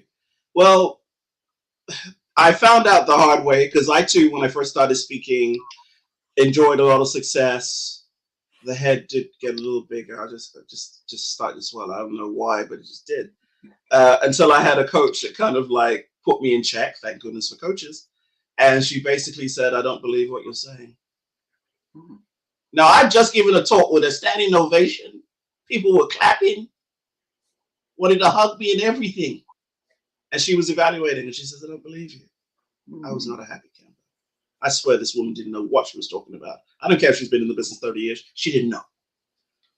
What I later came to understand through a different event that happened later was that I was with the words. I was with the performance. I was with, okay, let me say this because they're going to act this way. Versus, let me be authentic, real, and be very, very, very, very mindful about what I say and how I say it. And then also, too, when you have a persona that's not yours, that's a heavy burden to carry. And after a while, you're going to get tired. And one day, it's going to slip. So I learned, you know what? Just be yourself. You can always tweak and polish up and look good, but be yourself. And that vulnerability piece, I will tell you, especially if you are a leader, I don't care what level of leadership you're at, it is your ticket to success when it comes to connecting to people. We've gone through so much in this world, so much. People are tired of being sold. They're tired of fake. They're tired. They want something they can just sit down, relax, listen, relax, think about, relax, consider. Oh, I hadn't thought of it that way. And more importantly, they want to interact with people that are approachable and relatable. So that's what vulnerability does to you. Now, what a lot of us, of course, we were scared to do that because it made us maybe a sign of weakness, and I'm leader, so therefore I'm supposed to be perfect. And nobody knows my struggle, nobody needs to know my struggle. I will tell you categorically, some of the most successful leaders that I've worked with lately, when they started to tell selectively now, not everything, but so selectively of their struggles, of what it took them to be successful, their speaking exploded. Just absolutely, I can't even keep up with them. Because again, people want to hear the truth. They want to hear somebody that's not standing on ears and graces. They're going to give them authentic lessons that they've experienced. They might not agree with it, maybe a different scenario, but at least they know it's the truth from that. And in this age, and I would say this time, we're about to go into a new year, 2024. Everybody's reevaluating. A lot of times, you evaluate, the last year or the president in the future. And we all know we're about to go into this 2024 in America. It's the election cycle. Yeah. So, wow. Yeah, I went there, right? They are authenticity and the realism, and I'm all about you. And I think, and I want our politicians to really tune in what me, I'm just one person saying, is that we are very inauthentic. Anybody can sit there and say, I'm going to cure, climate. I'm going to cure healthcare. I'm going to cure all this. After my years of living, you really don't do any of those things. But you try, I guess, is what I'm saying. So why don't you start by, like you just said, authentic. You know what? We're going to listen to our constituency. We're going to listen and truth, because life is hard. Life is hard. Most people are in situations that can be very, very challenging. And to sit there and say everybody is living this heroic lifestyle, I would be like your coach told you, I don't believe you. No. However, if you tell me that I have challenges, here are my challenges, and I'm just looking for ways to survive, or I'm looking for ways to thrive. I'm looking for ways to do things differently, and I want to learn from someone else. I feel that's authentic. Like, okay, yeah, you're not the only one to have gone through this, and this, and I can relate to you. So being relatable, I think, resonates. We want somebody we can relate to. And I remember the thing that I related to when we spoke last, when you said, Grant, I have a coach. So, well, you've been speaking for 20. What do you mean you have? Why do you need a coach? You are coaching others. Why do you need a coach? I said, wow. Then you expound. Man, the authenticity of that, the relatability of that. Wow, she's still learning. She's still growing. She still has ways to go. That brought me in. Talk to me about that. Okay. Well, I found, like I said, the ego was making the head grow bigger. And I didn't like that because I don't like to interact with people that are that way. And by I say this. Sometimes, we learn a lot. I've been around for a while. You've been around for a while. So we know a lot. However, when you think you're done and you're the top of the food chain, okay, then the universe will always bring you a lesson that says, no, you're not. No, you're not. And I found this longing as I was going along my business is growing, everybody's doing well, but I felt that I could offer more. And if I've already capped out, then I felt I couldn't offer my clients more. So I decided to seek out. I wanted my business to go in a different direction and understand we as human beings, we morph and change. We do. And we have to allow room for that.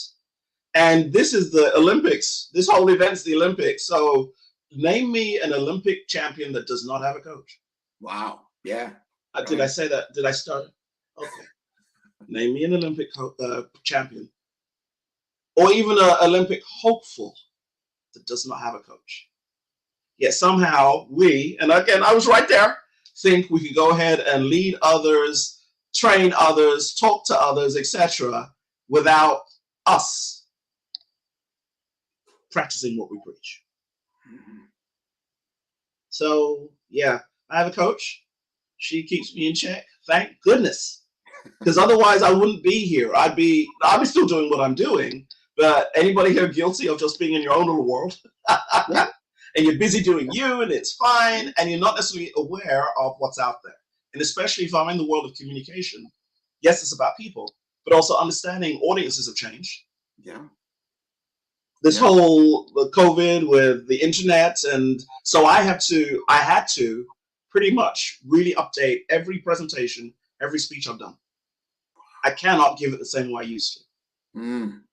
Because audiences have changed, and not necessarily because of attention span issues. Because a lot of people say, the attention spans are shorter. They are to some extent. What I find is that our audiences are wiser. They have access to information. I've had them sitting there Googling me while I'm talking on something I just said. And they turn like, yes, she's right. I'm like, what? So I've got to step my game up to make sure that what I am presenting, what I'm giving, how I'm teaching and coaching is the best I have, the ability I have, so I can give the best to my clients that I speak to, or my audiences. Because again, I do both, speak and coach. So I highly advise all of you listening here that don't have a coach or a mentor that you can bounce stuff off. You might want to suggest going through this network, because I'm sure there's a lot of them in this network. That you'd be able to collaborate with. And again, I'm saying if it's a coach, of course you'd like a coach that is kind of trained to know what they're doing. But sometimes before you even get to that point, a mentor, learning from and benefiting from their wisdom. Start there and then go from there. But yeah, you can't stay the same. No, you can't, especially in today's world. And as you stated, audiences have changed. They like 10 years ago, they probably weren't sitting there Googling you. Think about even a year ago, there was no chat GPT. Now you got that. Yeah. So information is on steroids. So you've got to now bring what someone else told me. It's not even about information anymore. It should be about information. They said, well, now it's about intelligence. Well, now you know what it's about? It's about insights. What is the insight you're gaining from the journey that you're on? Wow. That is not in chat GPT. No, it's not. I'll say that, preface that, because people may listen to that and think I have an issue with chat. I use chat GPT all the time. Right. But I use it as a resource tool, not to write speeches. Because again, the words be great. I can, make chat GPT speak or come up with something that almost sounds like me. But that speech, if there is no instruction on tone, pausing, pace, body language, that's not in ChatGPT. Right. And I have people come to me with speeches already done. Here's my speech. I want to do this. And that's great. And for me, that's kind of the equivalent of already writing the speech ahead of time, which is okay. But again, I always want it to be from you. So there's going to be elements that the written speech doesn't have, ChatGPT doesn't have, and that's the personal connection that audiences want. That's the missing point. It's not what's on the paper. It is not the instruction. It is the connection physically and mentally with you. Oh, because most people, whether we realize it or not, we have this sixth sense. People they just know when something, it resonates with them a different way. And you could do this. You could read text by ChatGPT, very two-dimensional, very exacting analytically, but it doesn't have that spiritual context to it. It doesn't have, there's something not ungenuine about it. And you can't really discern it like this, and this. It's just the feeling that you get from that. Like, oh, that's great. However, is it a lived experience? Exactly. Experiences are lived. And I want to tune into people who's going to mentor me, that's going to coach me, that they're coming from a level of experience.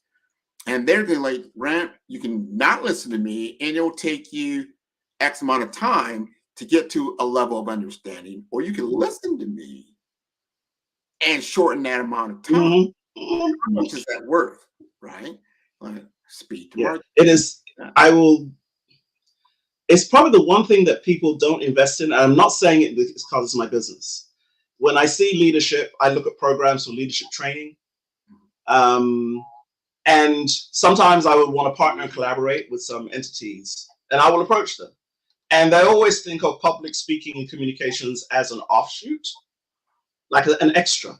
I'm like, why would it be extra? It needs to be integrated so that as this person develops as a leader, their communication skills are on point with their expertise. So we're still, fixing that mindset. It's happening, but very slowly. Awesome. Thank you so much, Mr. McGall and Ms. Jennifer. This has been such an amazing discussion today on talking about how we can basically take our speaking careers to the next level. I absolutely love it. I think it's wonderful what you're doing, Ms. Jennifer. Could you share with the audience how it is that they can connect with you? Okay. Probably the easiest is LinkedIn. Only because I'm in the process of rebranding. So I have a website and all that kind of stuff too. But if you check with me on LinkedIn, my name is on the screen, Jennifer Samuel Chance. I'm the only one. And then go ahead and please reference that you saw me here at this event. And then I'll be more than happy to talk with you and see how we can possibly help you enhance your communication skills. Awesome. Thank you so much for your very well put together chat on today. Thank you so much. I will leave both of you with Genius's comment, and I'll see you on the other side. Okay. Bye. Thank you. Thank you. Thank you, everyone. And we would just like to thank all of our sponsors for their generous donation. We know that every dollar counts, so we want to remind you to donate to the Scholarship Fund. We want to thank our Black Business Expo USA sponsors for their generous donations, and they are NC 100, Moody Capital Partners, Suede Soul, Lotus Rich Coaching and Training, Carolina, Virginia Minority Supplier Development Council, Step Management, Barbara H. Smith, LLC, Margie McLean Foundation, Incorporated, Genius is Common, Earth Essentials, Mullane Shania Global, Executive Women's Success Institute, The Quality Coaching Company, Superwoman Business Services, Creative Force Studios, Lee Entertainment, Artistic App Design, Black Business Expo USA. Genius is Common, and I'll see you on the other side. Did you know that approximately 333.34 million businesses exist today, according to a report from 2021? And you may be one of those businesses, or maybe you're not in the business market yet, but you're aspiring to be a business owner. Well, guess what? You're in the right place at the right time. Because let's face it, everything is about timing and opportunity. Hi, my name is Dr. Lotus Richey, and I'm the CEO and founder of the Lotus Richey Coaching and Consulting LLC, along with the Lotus Richey Ignite Show. 15 minutes of success with Dr. Lotus Richey, as well as books to boom your business and bring who you are. And today, I want to bring this amazing message to you about the Black Business Network and the Black Business Olympics. See, the Black Business Network and the Black Business Olympic is designed to help people. Did you know that our black dollar only lasts for 6 hours in our community? Yet other communities, their dollars last for 19 to 30 days. The Black Wall Street Nation. Black Wall Street Nation. Yes, that's why we created the Black Wall Street Nation. Black Wall Street Nation is a centralized directory available to all black businesses across the world. It was created for businesses like you, the ones that want to start and the ones who have a dream that have already started, such as businesses like Drop in a Bucket Productions, Valito Foods, Sugar Tea Branding Firm, All the Dazzle, Buncakeaholic, Miss Riot, and you. We'll have marketing, seminars, and some funding coming soon just for you. So, we want you to come and join us. www.blackwallstreetnation.com. See you there.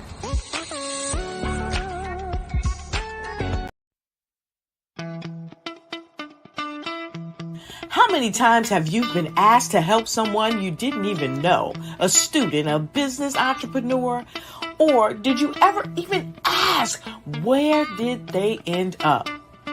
That business, that friend, that entrepreneur.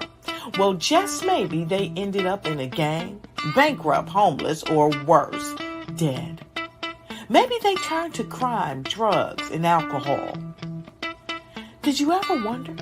Did you destroy their dream, or was your life always so easy? At the Black Business Olympics, we started a movement to help students complete. Give them hope and foster success.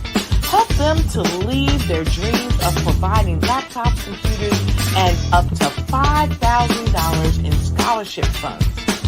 Today, we ask you to help a student, a business owner, or an entrepreneur to realize their dream by sponsoring them, supporting them, and buying from them. Consider this. With $1.6 trillion in our Black community, we only ask for a small donation for our students, our businesses, and our entrepreneurs. And you can change a life today. So I ask you, what are you going to do? Sit on the sideline and watch our students in high school be losers, miss out on their dream from lack of resources? Or are you going to donate to the movement and change their future and yours as well? Give us a call today at 919-308-9090. Change their life by investing with action to the Black Business Olympic Fund. The Black Business Olympics, one of the largest business showcases of Black business in the history of the world.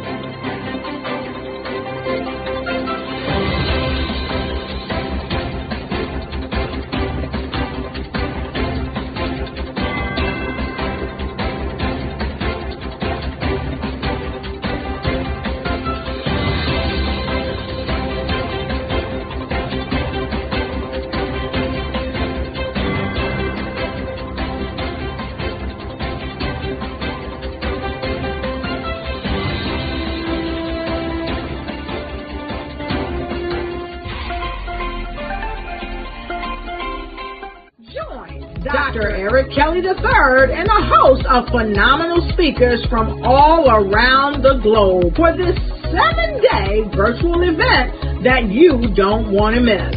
The mission of the Black Business Expo is to raise scholarship money from kids all the way from high school, all the way from college. The Black Business Olympics is one of the largest Black business showcases in the world. It is an opportunity for businesses and companies to showcase their businesses globally. We are going to be giving away laptops up to $5,000 away to students.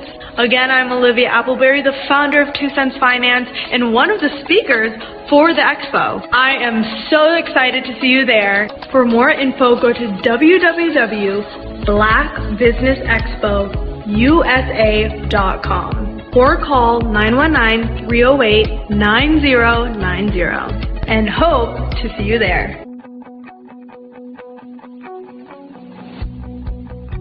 I am Black Business. From the moment I wake until the time I sleep. Yes, I am Black Business. I am Black Business. Tell me, are you Black business? I am Black business.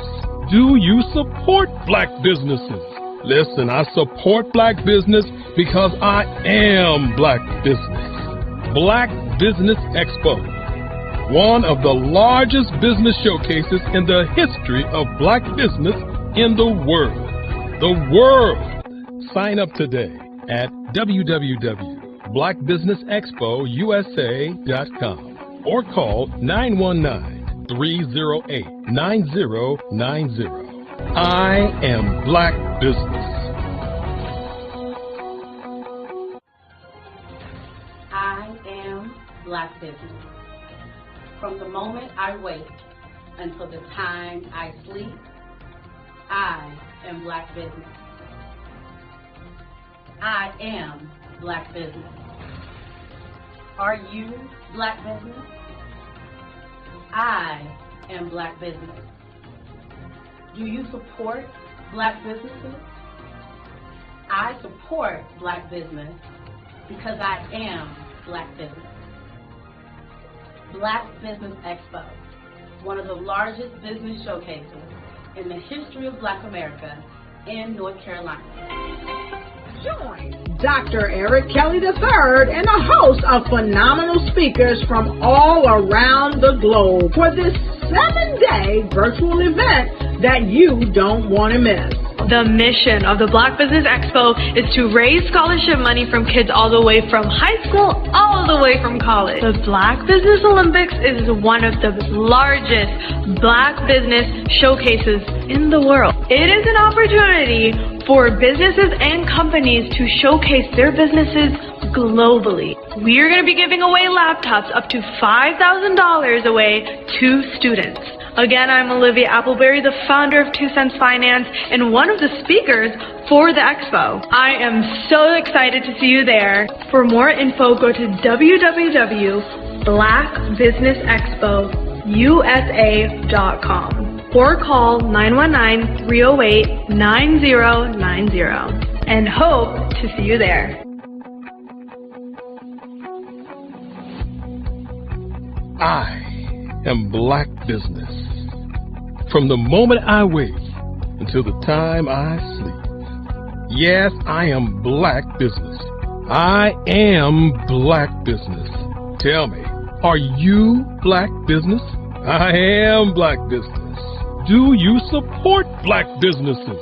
Listen, I support Black business because I am Black business. Black Business Expo, one of the largest business showcases in the history of Black business in the world.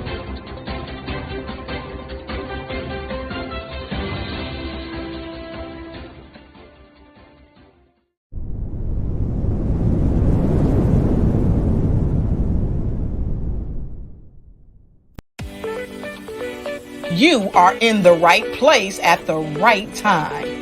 The Black Business Network opens again for its Black Business Olympics, a 24/7 broadcast on business, strategies, global branding, social media marketing, finance, advertisement, and much, much more. Featuring the top, most powerful entrepreneurs and speakers and thought leaders from all around the world as they gather together for this phenomenal event. Join the Black Business Network streaming live into the metaverse, STEM City, USA, Black Multiverse, Pod TV, Roku, Hulu, iHeartRadio, Apple TV, YouTube, TikTok, Instagram, Google Podcasts, Facebook, LinkedIn, IBM TV, Spotify, and Twitch. Tune in today and be a part of this amazing movement. The Black Business Olympics welcomes you.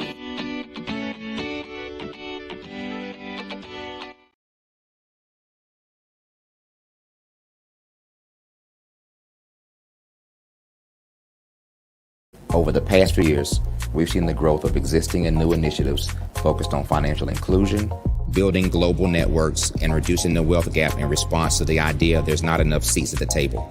Whether their outcomes are to increase the representation of Black executives on corporate boards, ensure an inclusive global economy, or to create new U.S. African commercial pathways, the strategies are often carried out by separate programs. The question is, should they be?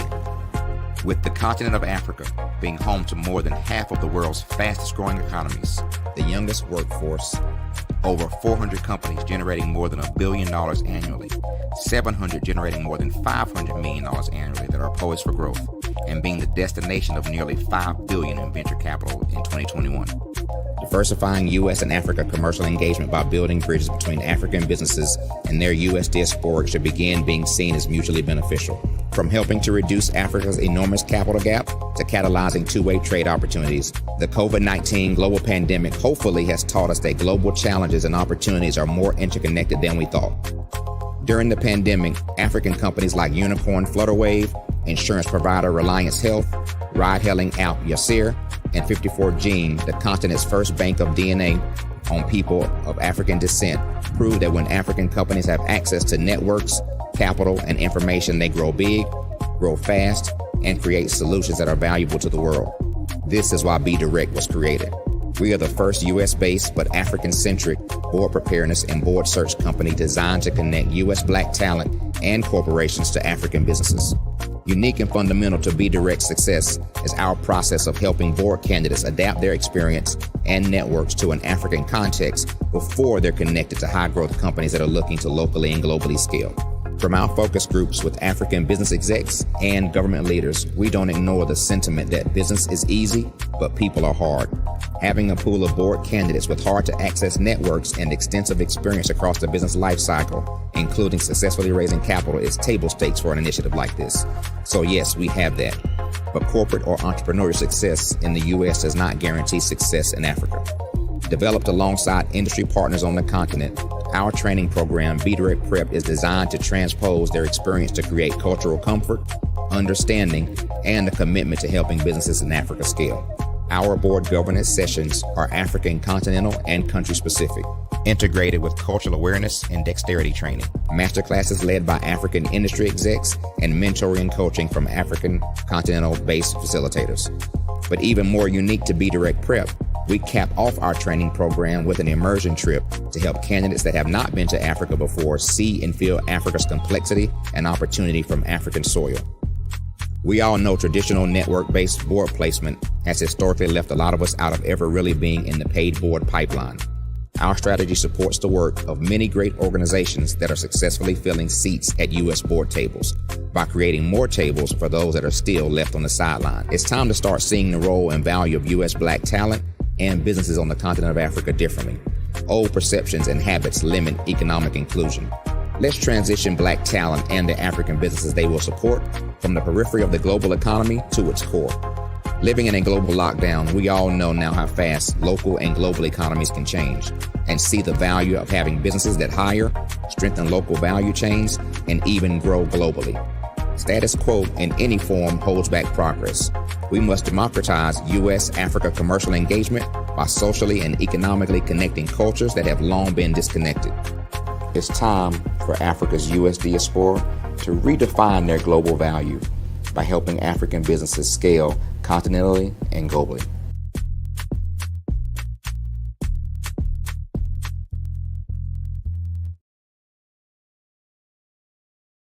I'm Ramon Ray, founder of Smart Hustle Magazine and smallbiztechnology.com.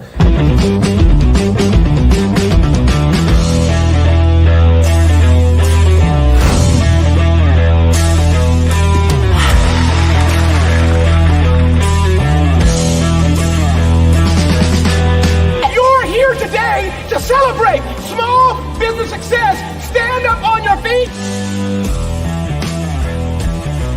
You rocked the house. It was amazing. Didn't we learn? For me, success comes from failure. One thing not to do is shake somebody's hand like this.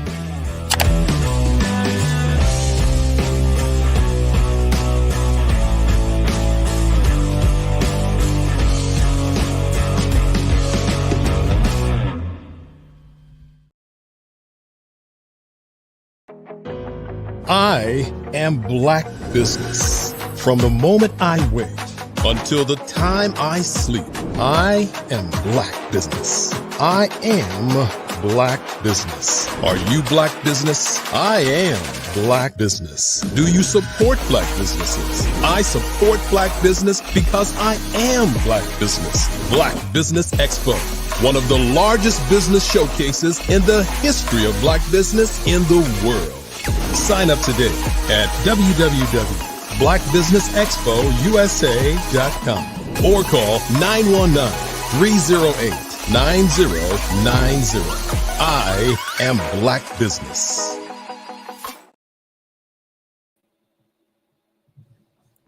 Good afternoon, business owners, entrepreneurs, thought leaders, and corporations. Welcome to the Black Business Network. My name is Dr. Tabitha Russell. I am your business moderator for this evening on the Black Business Network. The Black Business Network is a 24-hour network showcasing Black businesses, business owners, entrepreneurs, and thought leaders worldwide. We have speakers from North Carolina, London, Singapore, Africa, Japan, and cities all over the United States. The Black Business Network is a global community sharing its business knowledge to empower, inspire, and educate businesses about business. Our next speaker is Miss Melanie Perry.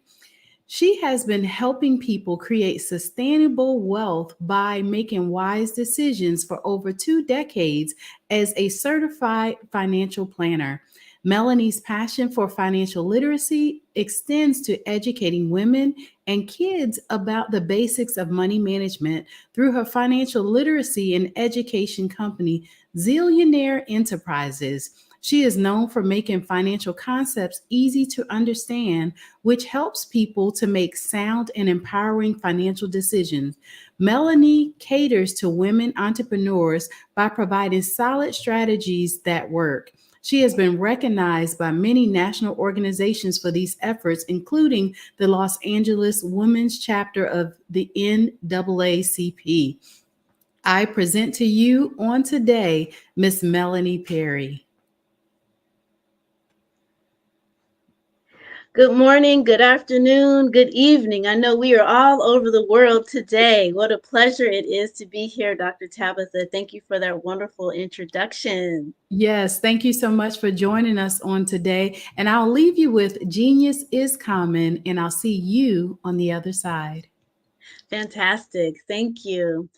Well, here we are at the end of the year, and it is a joy and a pleasure to be in your presence once again this time. So many of you know who have seen me through the Black Business Olympics, through this Black Business Network feed or expo, I should say, and may be familiar with the various structures and processes and procedures. But what I want to share with you today is helping us to connect the dots of how wealth is actually accumulated, grown, and maintained. One of the key things that I have experienced over the past 25 years, it'll be 25 years since I've been in the industry doing financial planning and working with people that look like me and you, is that we have a cultural experience of wealth being built on our backs in this world, and not being in a space or in a position where we've received it, I'll say, in the past 600 years. And what's happening right now is a beautiful shift. It's a world shift. Some people say we're moving into sign of Aquarius. But there's definitely a shift, that is happening. And a part of this shift is the Black Business Olympics and empowering and educating young people and people of like minds to build sustainable wealth, which is what Zillionaire Enterprises is all about. But the critical thing that we have to be very much in tune to is the fact that wealth starts with our conversations. So if you're connected to this Black Business Network and the Black Business Olympics, then you are in a good space to begin to shift your paradigm about the wealth building process. and how critical it is right now in this present moment for you to step up and do your part. And that happens on multiple levels at the same time. We as humans, we as spiritual beings having a human experience, go through our various life journeys for a reason, for a purpose. And that could be just to be a good worker. It could be to be a good mother, a good father. It could be to excel in business. It could be to excel in as a investor. Whatever it is, we're here to play our individual parts so that as a collective whole, we rise and thrive. And as spiritual beings having a human experience at this juncture in the human process, the human journey, we're at a pivotal point. There are so many wonderful developments that are happening in the motherland. Many of us are recognizing the importance of seizing back our power. And just as I started with our conversation today, wealth starts with our conversation. So we understand that over the past 500 to 600 years, there was a shift that was evolving that captured us, flipped the whole script, and the wealth that has created since then was ripped from us, shall we say, or we were a part of the wealth, but from a from the worker, the laborer standpoint. And so now it's a matter of us being able to like reclaim our power, to reclaim our wealth, and not to go back in history, so to speak, or to go back in time, but to begin to understand the rules to the wealth game that presently exist and begin to adjust them and modify them in ways that are more in alignment with our spirit, our spirituality, and nature. You know, the powers that be have a tendency to fight against nature, whereas people of color, folks like us, have a tendency to work with nature. So, as we are in pursuit of monetizing our inner wealth and expressing it through our skills, our talents, and our gifts, right? Through products and through services, it's incumbent upon us to do our part, but to also which is the micro, but to also recognize the macro. And that macro piece is where we need to begin to understand how to shift the present concept of capitalism and economics.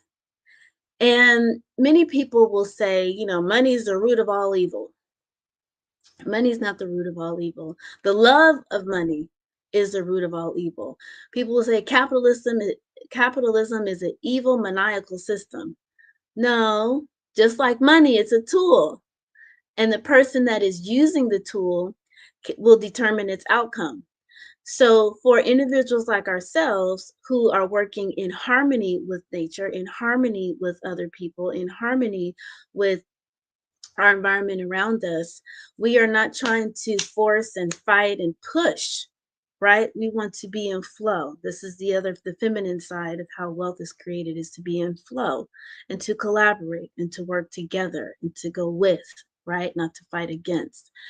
So we just have to continue to stand and to rise in the midst of all kind of the chaos and the wars and the challenges that are happening, because it's like that it's like that pimple, you know, that you got right the day before prom, right? And you know, it's a big, huge pimple. It's tender, it's sore, it's red, it's full of pus.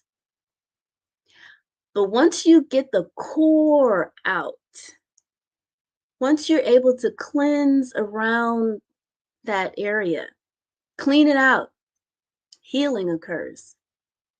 And the majority of my conversations that I have with my clients is around financial healing. because we see so much trauma as it relates to money, wealth, and power. But money, wealth, and power do not have to be terrible things and things that we don't want to strive for because of the present uh, persons in power right now have abused the power. That doesn't mean we're going to abuse the power, right? So as we begin to recognize how our contribution, our micro added value to the our micro added value to the macro adds value to us shifting and changing and affecting a positive difference in the world. The various layers to understand is to first understand ourselves, and that's what life is all about anyway, is the journey of our journey of self-love. And as we begin to understand ourselves and understand how to love ourselves, from simple things as waking up in the morning, acknowledging that you are safe, you are peace, you are love, you are healthy, you are whole, you are great, going through your prayers, having your conversation with your creator, being able to listen to your creator through meditation, taking care of your physical needs by exercising, getting that blood pumping, and creating a successful day by simply making up your bed, getting yourself freshed up and ready to go, having your to-do list together. That's how you begin to prepare yourself for success and prepare yourself for a successful, productive day. And notice I didn't include looking at your cell phone to check social media, right? Things habit we got to get away from. But once you have prepared and set yourself up for a successful day, then it's a matter of taking care of the things that you don't always want to do, but you know you need to get done, right? So one thing that I do is I put a to-do list together of all the things that I need to get done this week. Have a successful week, then I prioritize that. And then I begin to focus on the things that I just don't enjoy doing. And then once I get those things done first and out of the way, I feel good. I feel accomplished. I feel like, okay. And I'll reward myself, whether it's to take a break and look at social media or whether it's to, just kind of shift into another, activity. Another way in which I set myself up for success is by doing, it's like a what do you call it? Not chomping, but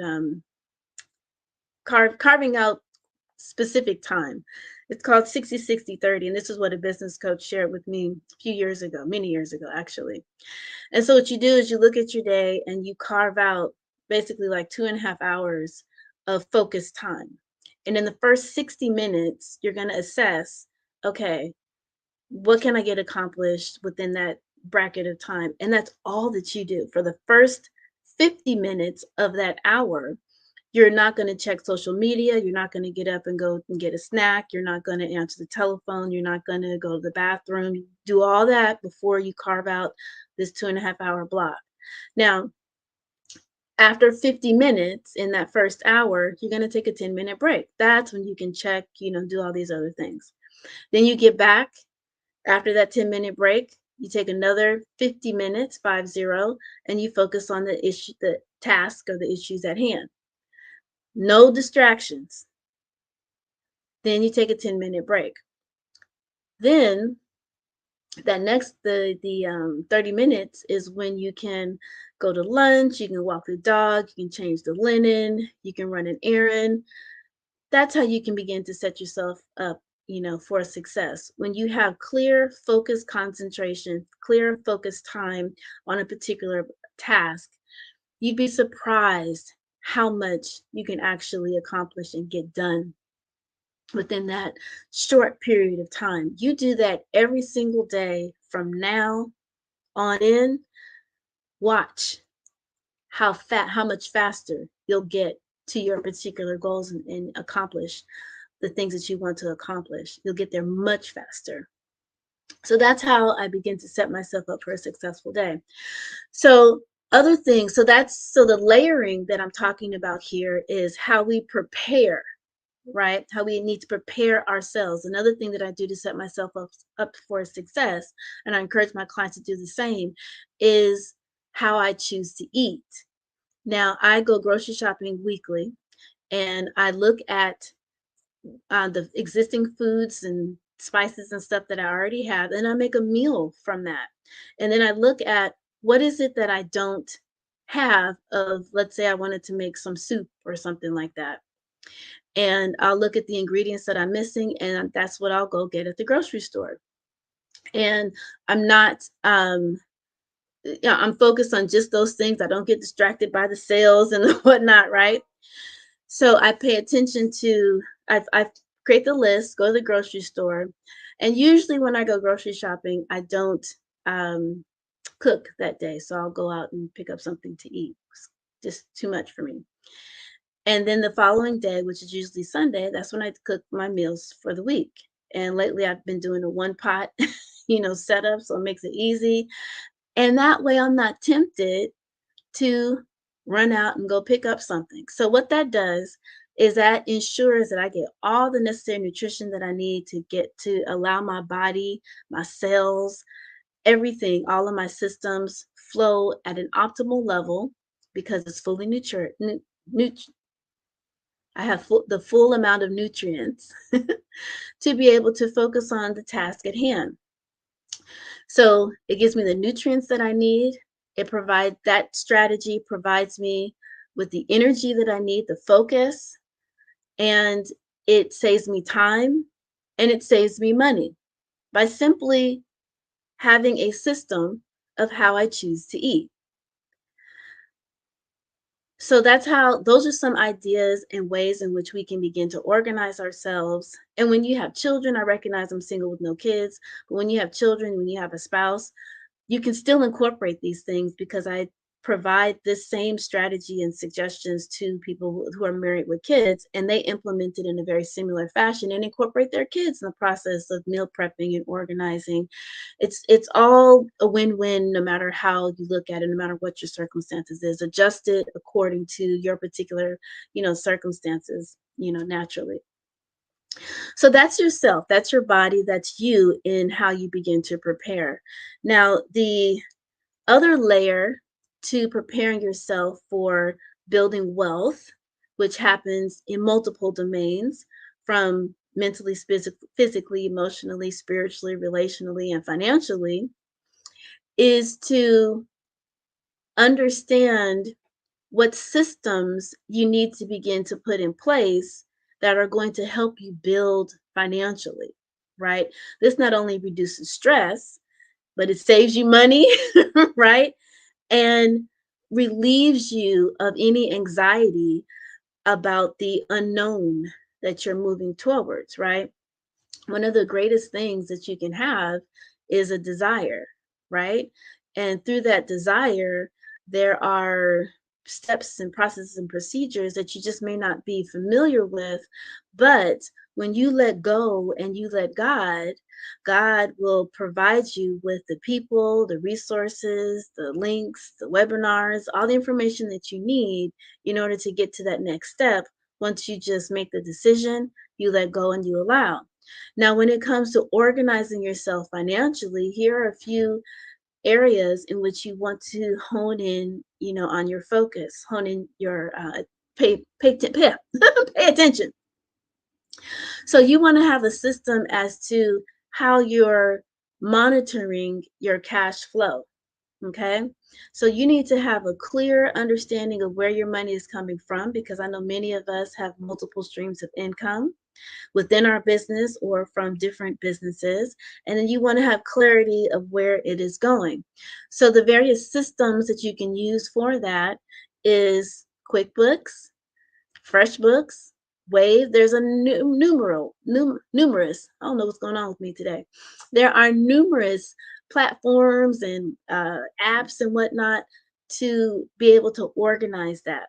So what that does on a couple of levels is we're about to enter tax season. I was hesitant to say tax season because taxes is something you plan year round.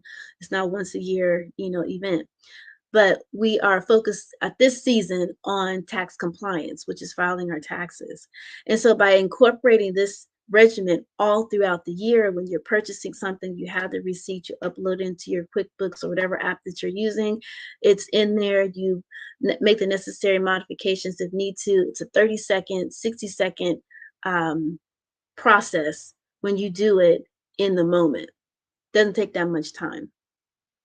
And when it comes to sending off that information to your tax planner, it's a click of the button to submit a P&L statement, profit and loss statement, and they're able to make the necessary,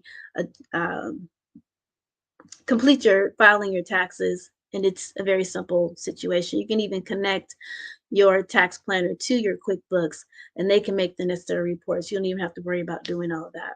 Okay. So having various processes and systems in place reduces anxiety, which improves your health. It gives you clarity, which gives you a more solid basis of where you're going and where you are in the growth of and the building of your wealth. And it should also give you some peace of mind that you're on your way. When you have, and it reduces the unknown. Oftentimes what happens is we get so concerned and we develop a fear around looking at our numbers because we're thinking that we're just all out of whack and just spending money all kind of crazy ways, or we're scared we're going to see something in our finances that's just going to be horrendous. I'll tell you, over the past 25 years that I've been doing what I'm doing as a financial advisor,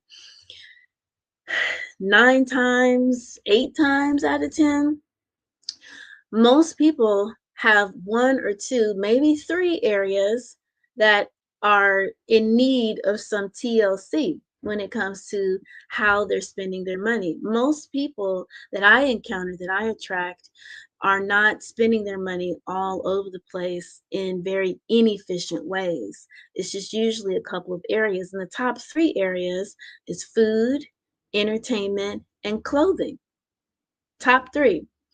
Now, you can go through the process of, okay, reducing all your subscriptions, which is important. You can go through the process of, looking at where you might be duplicating, expenses. But at the end of the day, you can only go but so low in the expenses that you have in order to have a comfortable, enjoyable, viable life in this day and age. It's not like you can say, oh, well, let's just not pay for the internet.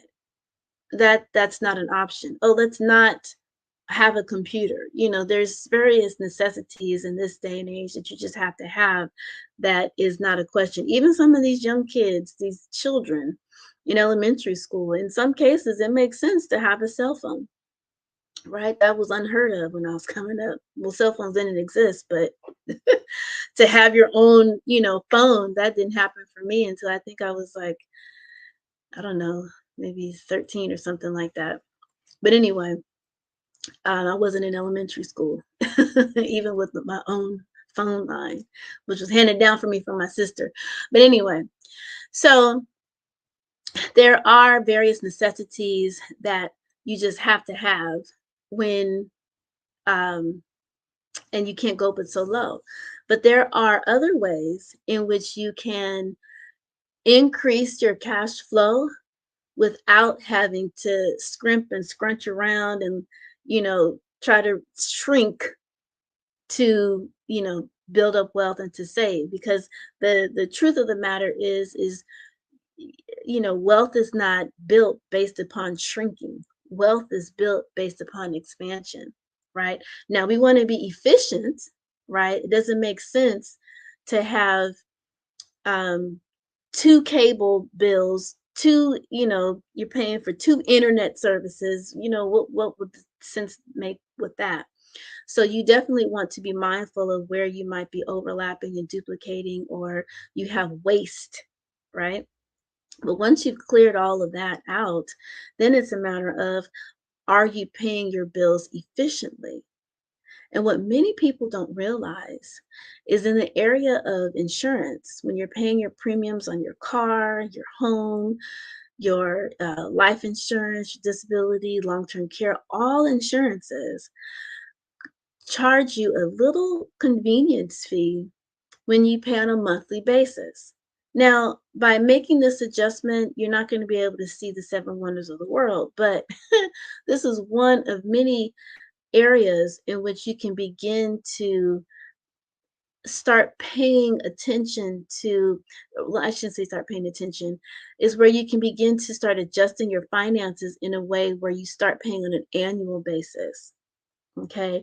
Now, yes, we're paid, most of us are paid on a monthly, basis, but when you recognize that you're getting kind of nickeled and dimed by paying those insurance premiums on a monthly basis, it begins to make more sense as to why you want to have 3 to 6 months of your savings set aside, right? So it's not just for emergency, although that's the main focus, but it's also, you can have another bucket, another savings bucket, where you begin to start putting money aside to pay your insurances on an annual basis. And then that becomes your bucket to say, okay, boom, it's time to pay the auto insurance, time to pay the mortgage insurance. And you just handle that from that particular savings bucket. Okay. Going back to what I say all the time, having a purpose and a plan, right? Now, here's something that is also interesting when it comes to your auto insurance as well as your homeowner's insurance. So I want you to pull out your declaration pages. This is going to be a fun year-end action item. So pull out those declaration pages. And what I want you to do is I want you to look at what your personal liability coverage consists of. Okay. So what happens is, what I see typically is with the personal liability coverage on your auto insurance, if it's not equal to or greater than your net worth, you need to increase it. The way that industry is that they focus a great deal on cost and not the price, the cost of the premium, but not the price that your family would pay in the event of an accident or in the event of a catastrophic situation with the house, right? So unfortunately, that's just kind of the focus, is just limiting it on what is the minimum premium you can pay for X amount of coverage, when what you really need to pay attention to is the protection. How much protection are you going to get in the event of a catastrophic situation? Because catastrophic situations can wipe you out. It can lead to divorce. It can lead to unnecessary stress, when all you had to do was this. Make sure that that personal liability coverage is equal to or greater than your net worth. Your net worth is your assets minus your liabilities. Your assets meaning everything that you own minus everything that you owe, all the debt. Okay, and that gets you your net worth.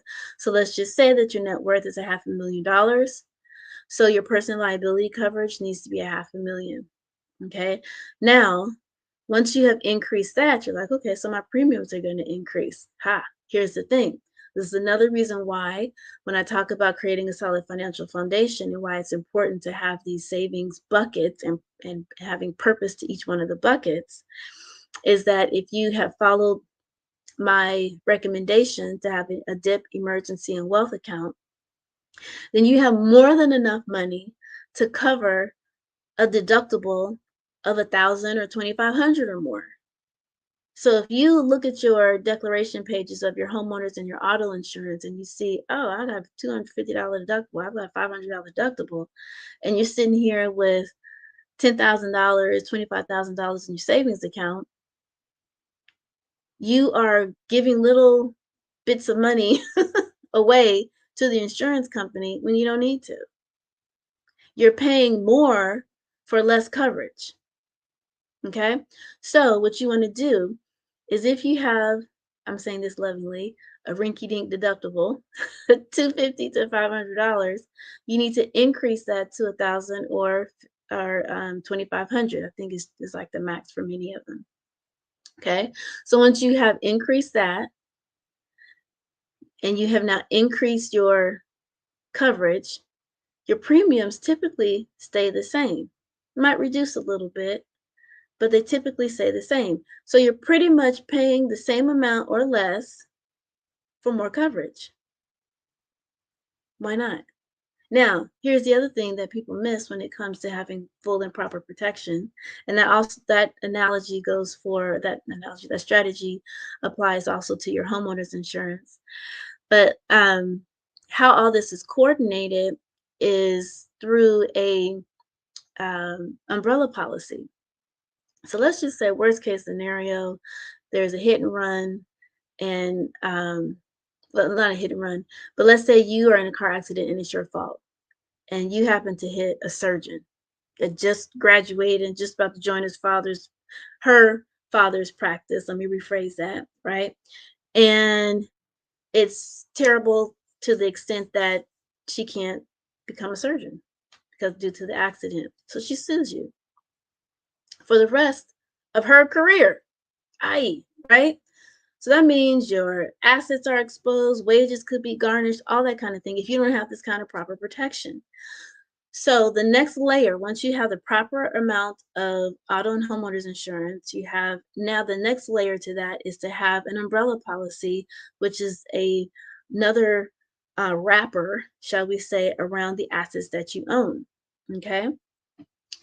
Now, this lawsuit happens, the judgment comes through, and they say, oh, they're going to sue you for $1 million. Well, because you had that umbrella policy, what happens is that personal liability coverage of the 500,000 I told you. So that is kind of like the deductible in the with the umbrella policy. You have $1 million umbrella policy. Well, actually, I should say 3 million. You have a $3 million umbrella policy. So the judgment took place, $1 million. So that 500,000 goes to the lawsuit, and then where's the other 500,000 come from? The umbrella policy. Your assets, your livelihood, your family is able to keep it pushing. Okay. Now you're like, okay, a $3 million umbrella policy, isn't that going to cost me more? Yeah, but guess what? It's like $300 to $600 a year to have that layer of protection. Now I live in a very litigious state, California. People will sue you for looking at you, cross-eyed, right? So having these types of protections is just going to, one, allow you the necessary peace of mind, two, more than likely not cost you anything more than what you're currently paying right now, and allow you to ensure that you're building your wealth on a solid foundation. There's two foundational levels that you want to have when you are building your wealth, and to create peace of mind and to create stability and sustainability, right? Because you can go through your process. We know many people who have been very successful in making money in their business, and then one catastrophic thing happens and it crumbles. Well, it only crumbles because they didn't have these pillars, they didn't have this fortress, they didn't have this moat around them as a form of protection. Insurance is a protection vehicle. So you want to have two layers of foundation. And that's where you have your savings, right? Your financial foundation consists of your savings, and the other portion of your foundation consists of insurance. Now, as business owners, the next layer is to have a proper entity. So if you are sued, you have now separated yourself from your business. If your business is sued, then that's sued, and you're not, as a human, connected to that. Okay, so there's multiple layers that you want to have as you begin to build your wealth. In the same way that you start with yourself to especially during this season as we enter into winter. Or are we in winter yet? As we enter into winter, you want to have your ginger shots, your garlic. I made a concoction that consisted of ginger, garlic, turmeric. What else did I put in there? Oh, lemon, honey, black pepper, and cayenne pepper. Ain't nothing coming up in this system gonna last a minute with that kind of defense, right? So that is the moat, the protection that I have incorporated into my system, right? To fight against any potential germ that might be floating around here. That's my physical protection. Your financial protection works in the exact same way. You want to have a clear purpose and a plan for every dollar that you earn. And you want to also maximize that earning potential in the sense that, when it comes to the process of converting your inner wealth into its outer equivalent, it takes a lot of energy. But once you get it, you want to be able to keep it. So you have to begin to incorporate strategic tax planning strategies to keep what you've earned. A couple reasons. One, you earned it and it's yours. And the second reason is you only need to give Uncle Sam what is due. You don't need to overtip Uncle Sam. And the only way you overtip Uncle Sam is by not taking advantage fully of the tax system. That's why a tax planner is to your benefit more so than a tax preparer. Tax preparer just looks at your past, says, hey, this is how much you owe, write a check. A tax planner is going to look at what you've done from the past, assess where you are right now, and then begin to project how we want to make improvements in the future. So you want a tax planner on your team to ensure that you're able to maximize what you've earned and keep it, to be able to do more with it. So we want to convert. So once we have converted our inner wealth into its outer equivalent, now what's the maximum thing that we need to do in order to keep that dollar and then make that dollar, start growing for us? Well, then you shift that into an asset that will produce guaranteed income for you for life. You see all these layers that I'm breaking down for you today? It can be a little daunting because there's so many nooks and crannies and pieces to the puzzle and all this kind of thing that's out there. But our wealth journey that's just what it is. We go through various iterations, various phases, and various levels of awareness and ahas. And the other reality is that we weren't meant to do any of this alone. You have a wellness team. You also need to have a financial team. When you're looking at your financial team consists of your financial advisor, certified financial planner. It consists of a tax planner. It consists of a bookkeeper. It will also consist of an attorney. Now, attorney with different specializations depending on what it is that you need to focus on. So that could be an estate planning attorney. It could be a real estate attorney. Again, depending on what you need at that time or the type of industry that you're in will determine the kind of attorney that you'll need. But that's in that mix, right? You'll need an insurance agent that is specialized in, or a few insurance agents that is specialized in the type of coverage that you need. And those are like the core people that you would need on your team to ensure that you are building your wealth in a solid, sustainable way. You want a wellness team, right? If you're into the whole medical world, you need to make sure that you have the necessary doctors for that. But if you're into Oh goodness, a DO. I can't think of now what that is, but a homeopathic doctor. Then you want to make sure that they have the necessary qualifications for that. Having a psychologist, a therapist, that's all a part of a nutritionalist. That's all a part of your wellness team, right? Because it takes a lot, particularly for leaders, to continue to excel and be in their full space, right? We have to take moments and time to rest, relax, and replenish. That's imperative too. Some of us are so caught up in this kind of hustle mentality 24/7. I got to stack my papers and blah, blah, blah. What is it? The receipts. I'm showing my age. But we need to realize that it's all incumbent of us maintaining our harmony within ourselves to be able to be full and present to those that are around us so that we can continue to do what we love, what we like, and what we enjoy.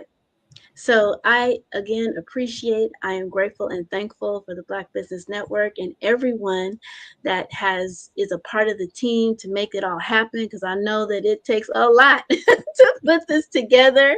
And I'm grateful for being able to provide my portion to the whole pie and for everyone involved to bring this matter together. And Dr. Tabitha, thank you for providing this space. And Dr. Kelly, thank you for being the founder, the innovator of the Black Business Network Olympics. I know we're entering into 2024, so peace, blessings, loving, and continued grand success to everyone hearing the sound of my voice. Thank you. I love it. Your talk today was so inspiring and full of wisdom, where you were sharing knowledge about how it is that people can protect themselves with their finances. I think it is absolutely amazing. Share with the audience how it is that they can contact you. Yes, thank you. I always forget that piece, but you can definitely get in contact with me on any social outlet media thing, from Instagram, Facebook, Twitter, TikTok, Threads, all of that, at Zillionaire, and that's ZEALLIONAIRE.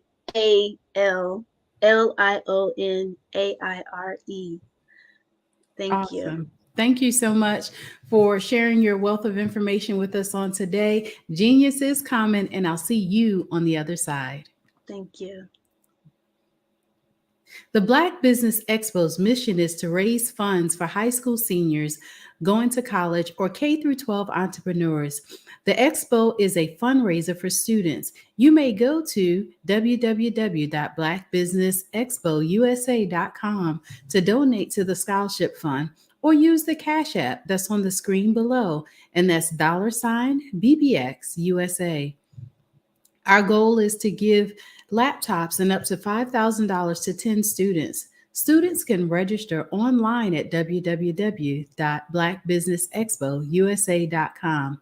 Every dollar counts. So we want to remind you to donate to the scholarship fund. We want to thank our Black Business Expo USA sponsors for their generous donations. That's NC 100, Moody Capital Partners, Suede Soul, Lotus Rich Coaching and Training, Carolina Virginia Minority Supplier Development Council, Step Management, The Hello LLC, Barbara H. Smith LLC, Margie McLean Foundation Incorporated, Genius is Common, Earth Essentials, Malane Chennai Global, 5-Star BDM Media, Executive Women's Success Institute, The Quality Coaching Company, Superwoman Business Services, Creative Force Studios, Lee Entertainment, Artistic App Design, Black Business Expo USA. Genius is common, and I'll see you on the other side. Are you an innovative entrepreneur or business owner ready to embrace the future of business transformation? The world is evolving at an unprecedented pace, and it's crucial to adapt and pivot towards success in this dynamic landscape.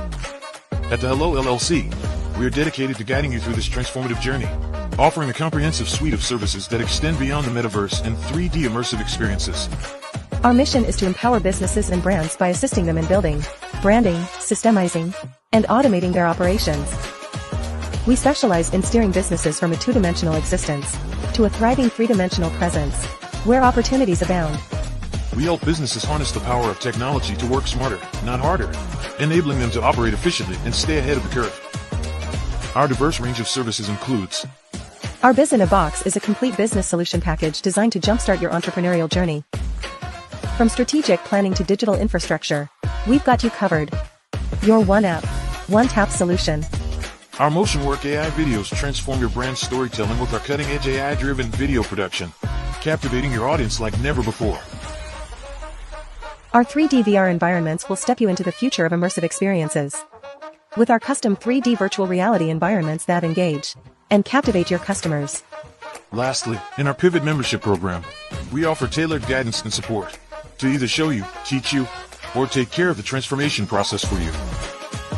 According to a 2023 study by Fundera, a staggering 28% of small businesses in the United States do not have an online presence. This statistic underscores the importance of embracing digital transformation. Having a website is more than just an online presence, it's a gateway to unlocking numerous benefits, including reaching a broader audience, showcasing your products or services, generating leads and sales, establishing trust, providing customer support, and maintaining competitiveness within your industry. The Hello LLC is committed to helping you excel in all these aspects of modern business, not just limited to the metaverse alone.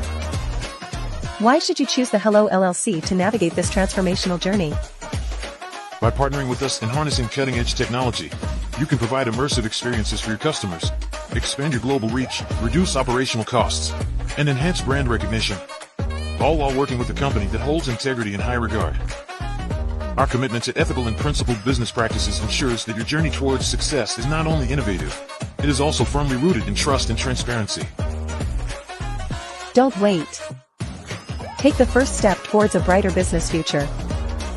Contact us today to explore how we can support you in developing a remarkable digital presence and immersive experience that will leave a lasting impression. The Black Business Network and Black Business Olympics are essential platforms for Black business owners globally. They provide the tools and support you need to succeed in today's competitive marketplace. Join us today as we collaborate together with businesses from around the world to support our children, students, and young future entrepreneurs, Black businesses and corporations. We raise funds for students going to college and young entrepreneurs who are aspiring to be business owners, and we invite you to be a contributor today. Visit the website www.blackbusinessexpousa.com to connect with and learn more about how the Black Business Network and Black Business Olympics can help you not only share your amazing business story to businesses, but also serve future generations.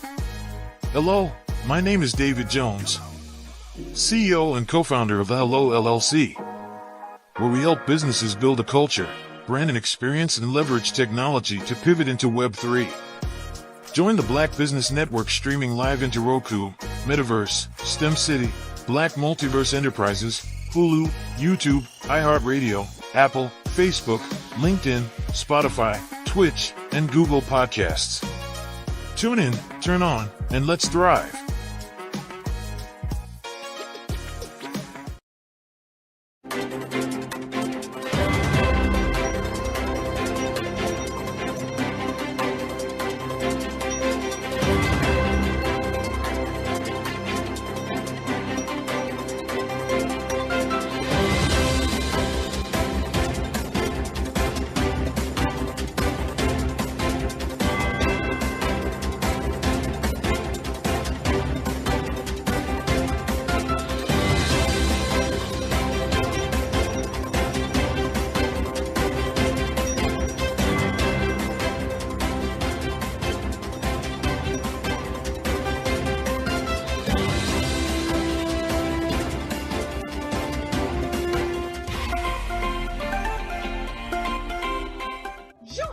Dr. Eric Kelly III and a host of phenomenal speakers from all around the globe for this 7-day virtual event that you don't want to miss. The mission of the Black Business Expo is to raise scholarship money from kids all the way from high school, all the way from college. The Black Business Olympics is one of the largest Black business showcases in the world. It is an opportunity for businesses and companies to showcase their businesses globally. We are going to be giving away laptops up to $5,000 away to students. Again, I'm Olivia Appleberry, the founder of 2 Cents Finance and one of the speakers for the expo. I am so excited to see you there. For more info, go to www.blackbusinessexpousa.com or call 919-308-9090 and hope to see you there.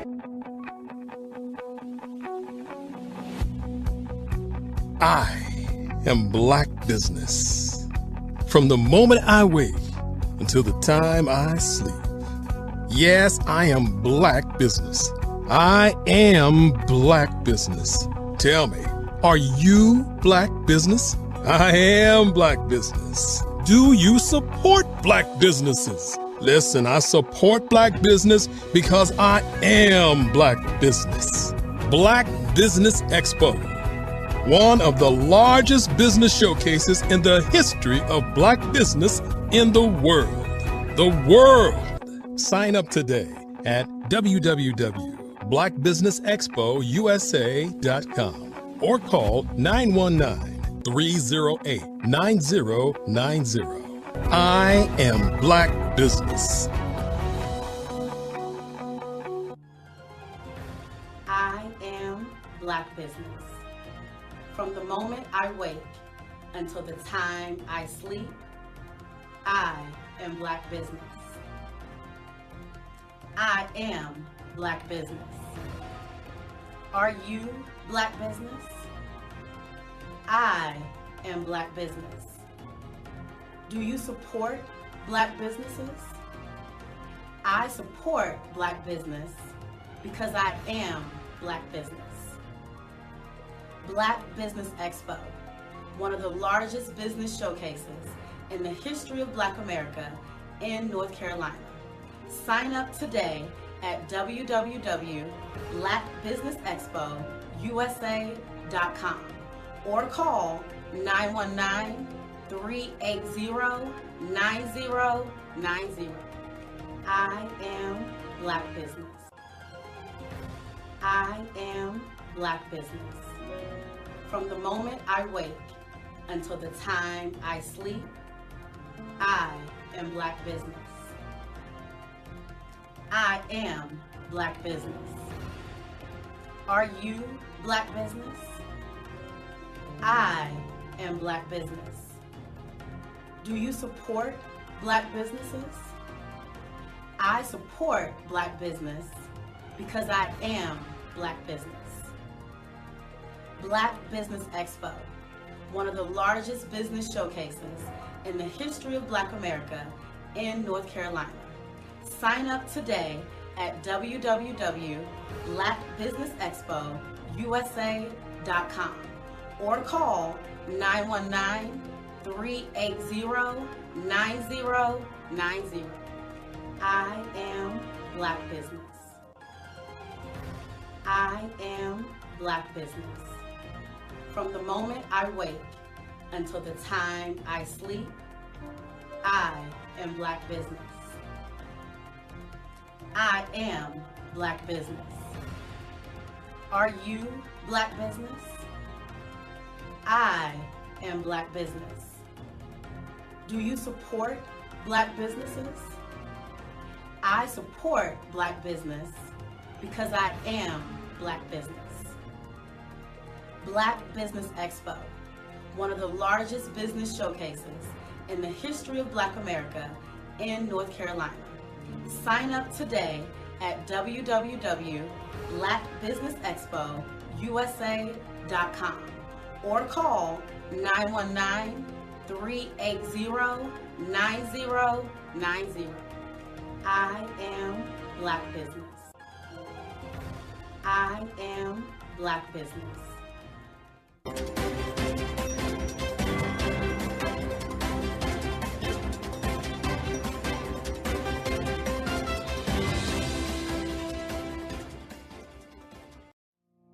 Did you know that approximately 333.34 million businesses exist today, according to a report from 2021? And you may be one of those businesses, or maybe you're not in the business market yet, but you're aspiring to be a business owner. Well, guess what? You're in the right place at the right time. Because let's face it, everything is about timing and opportunity. Hi, my name is Dr. Lotus Richey, and I'm the CEO and founder of the Lotus Richey Coaching and Consulting LLC, along with the Lotus Richey Ignite Show. 15 minutes of success with Dr. Lotus Richey, as well as books to boom your business and bring who you are. And today, I want to bring this amazing message to you about the Black Business Network and the Black Business Olympics. See, the Black Business Network and the Black Business Olympics is designed to help people just like you, that's right, that look like me, to take their business to the next level. Not just in your front yard or your backyard, but globally. The Black Business Network and Black Business Olympics is designed not to just help you survive, but to help you thrive. So join us today as we come together with businesses all around the world to support our students, our children, our young teens, our young entrepreneurs. What we do is we come together to help raise funds for students who are aspiring to be business entrepreneurs, who are aspiring and who are thriving in college. We endow them with a wonderful opportunity to gain scholarship of either a laptop or several thousands of dollars.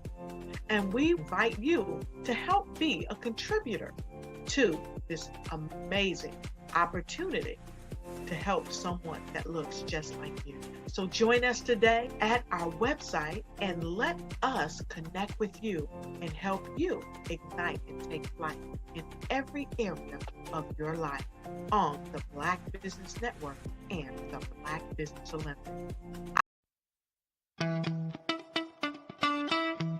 How many times have you been asked to help someone you didn't even know, a student, a business entrepreneur, or did you ever even ask, where did they end up? That business, that friend, that entrepreneur. Well, just maybe they ended up in a gang, bankrupt, homeless, or worse, dead. Maybe they turned to crime, drugs, and alcohol. Did you ever wonder? Did you destroy their dream, or was your life always so easy? At the Black Business Olympics, we started a movement to help students complete. Give them hope and foster success.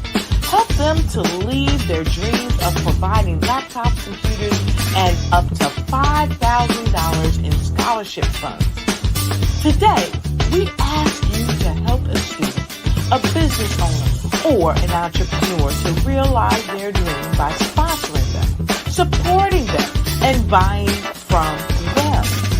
Consider this. With $1.6 trillion in our Black community, we only ask for a small donation for our students, our businesses, and our entrepreneurs. And you can change a life today. So I ask you, what are you going to do? Sit on the sideline and watch our students in high school be losers, miss out on their dream from lack of resources? Or are you going to donate to the movement and change their future and yours as well? Give us a call today at 919-308-9090. Change their life by investing with action to the Black Business Olympic Fund. The Black Business Olympics, one of the largest business showcases of Black business in the history of the world.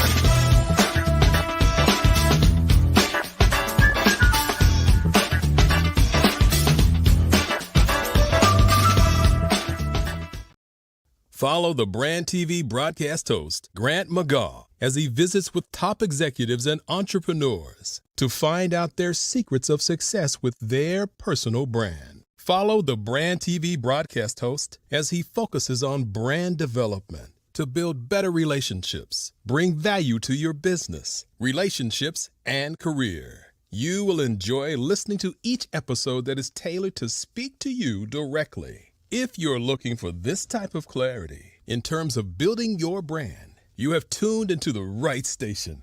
Each episode will help you to shape a conversation in the 5-star BDM network of 20,000 professionals and become a springboard for your corporate engagement and business opportunities. Each guest will frame their story in the areas of personal branding, business development, career development, financial empowerment, and technology innovation. Grant McGaugh explains why he is the CEO and owner of his own professional career. Grant is an accomplished business leader and entrepreneur who wants to give back to individuals to grow their personal brand strategy. Tune in as he weaves his story about new possibilities, while to you exceed expectations. If you love storytelling, this show will make for fun.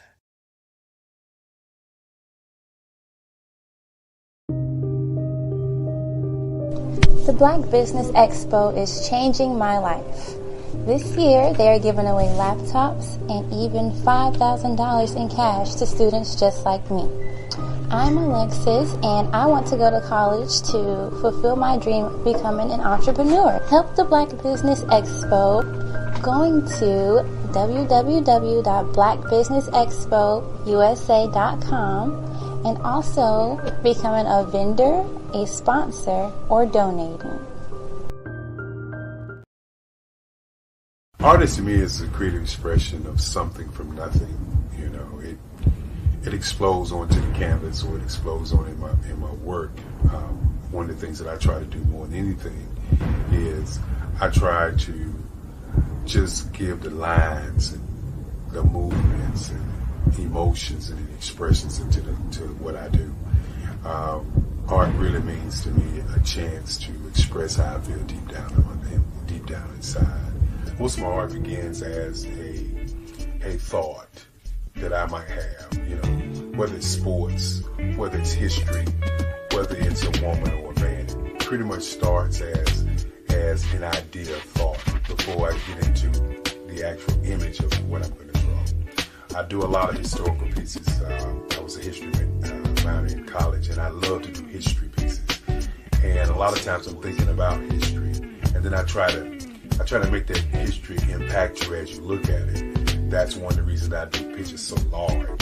People ask me, why do I do pictures so big? And I tell them, I want the piece to impact them as they're looking at it, to kind of dominate them, dominate their space. And most of my pieces I try to do off page. I don't try to do anything that's going to be in those four corners or in a square. And I want your imagination to be a part of the piece that you're looking at.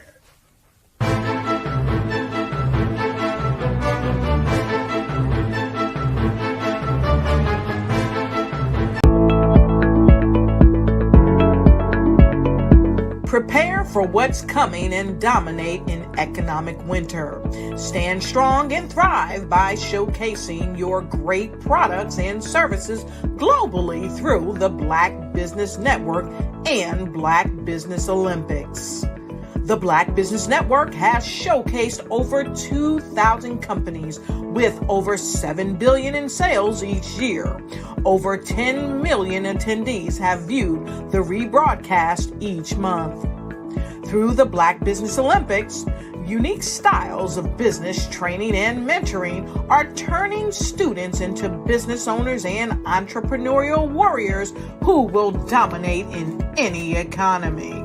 Gain the ultimate advantage of the Black Business Olympics, 7 days of unbelievable topics and speakers speaking around the globe. Donate your time and experience to provide expertise and scholarships to students worldwide and change the world.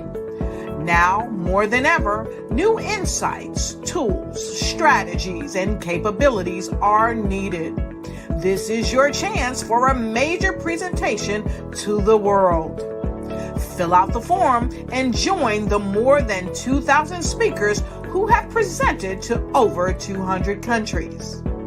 Join the Black Business Network streaming live into the Metaverse, STEM City, Black Multiverse Enterprises, Hulu, Amazon, YouTube, iHeartRadio, Apple, Facebook, LinkedIn, Pod TV, IBM TV, Spotify, and Google Podcasts. Sign up today. Spaces are limited, and we will see you there.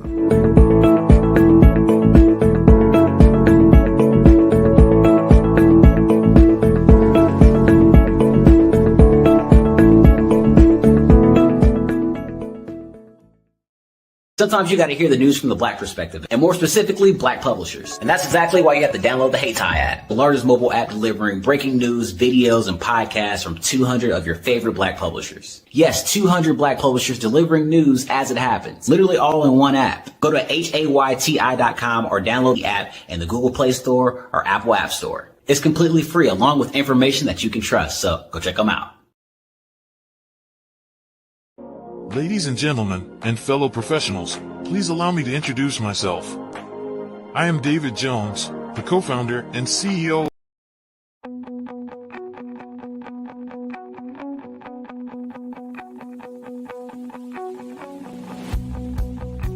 I am Black Business. From the moment I wake until the time I sleep. Yes, I am Black Business. I am Black Business. Tell me, are you Black Business? I am Black Business. Do you support Black businesses? Listen, I support Black business because I am Black Business. Black Business Expo, one of the largest business showcases in the history of Black business in the world. The world. Sign up today at www.blackbusinessexpousa.com or call 919-308-9090. I am Black Business.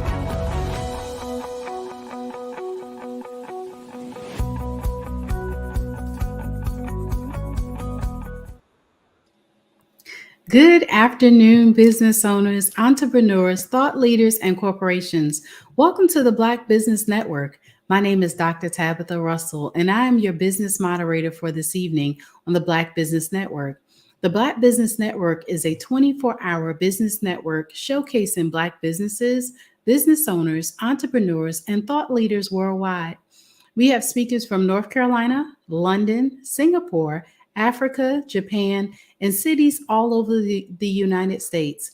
The Black Business Network is a global community sharing its business knowledge to empower, inspire, and educate businesses about business. Our next speaker is Miss Andrea Adams. She shatters glass ceilings and dives fully into life by exploring new adventures fueled by curiosity and love. Skydiving, scuba diving, horseback riding, roller coasters, motorbikes, tranquil foods, big city lights, picture taking, nature views, and high heel shoes are a few of her favorite things. An avid reader and lover of books, who is the co-founder of KEG Book Club, KEG Kids Book Club, and KEG Tween Book Club, podcast host of Babel, whose mission is to discuss good books in a lively manner that entertains and encourages. A speaker, coach, mentor, and television co-host who is passionate about inspiring and empowering others and has dedicated her life to helping people discover their inner greatness. Andrea's power voice was unleashed after receiving mentorship from Les Brown. Andrea has mentored to Think Into Results by John Torrico under the Proctor Gallagher Institute. Welcome, welcome, welcome, Miss Andrea Adams.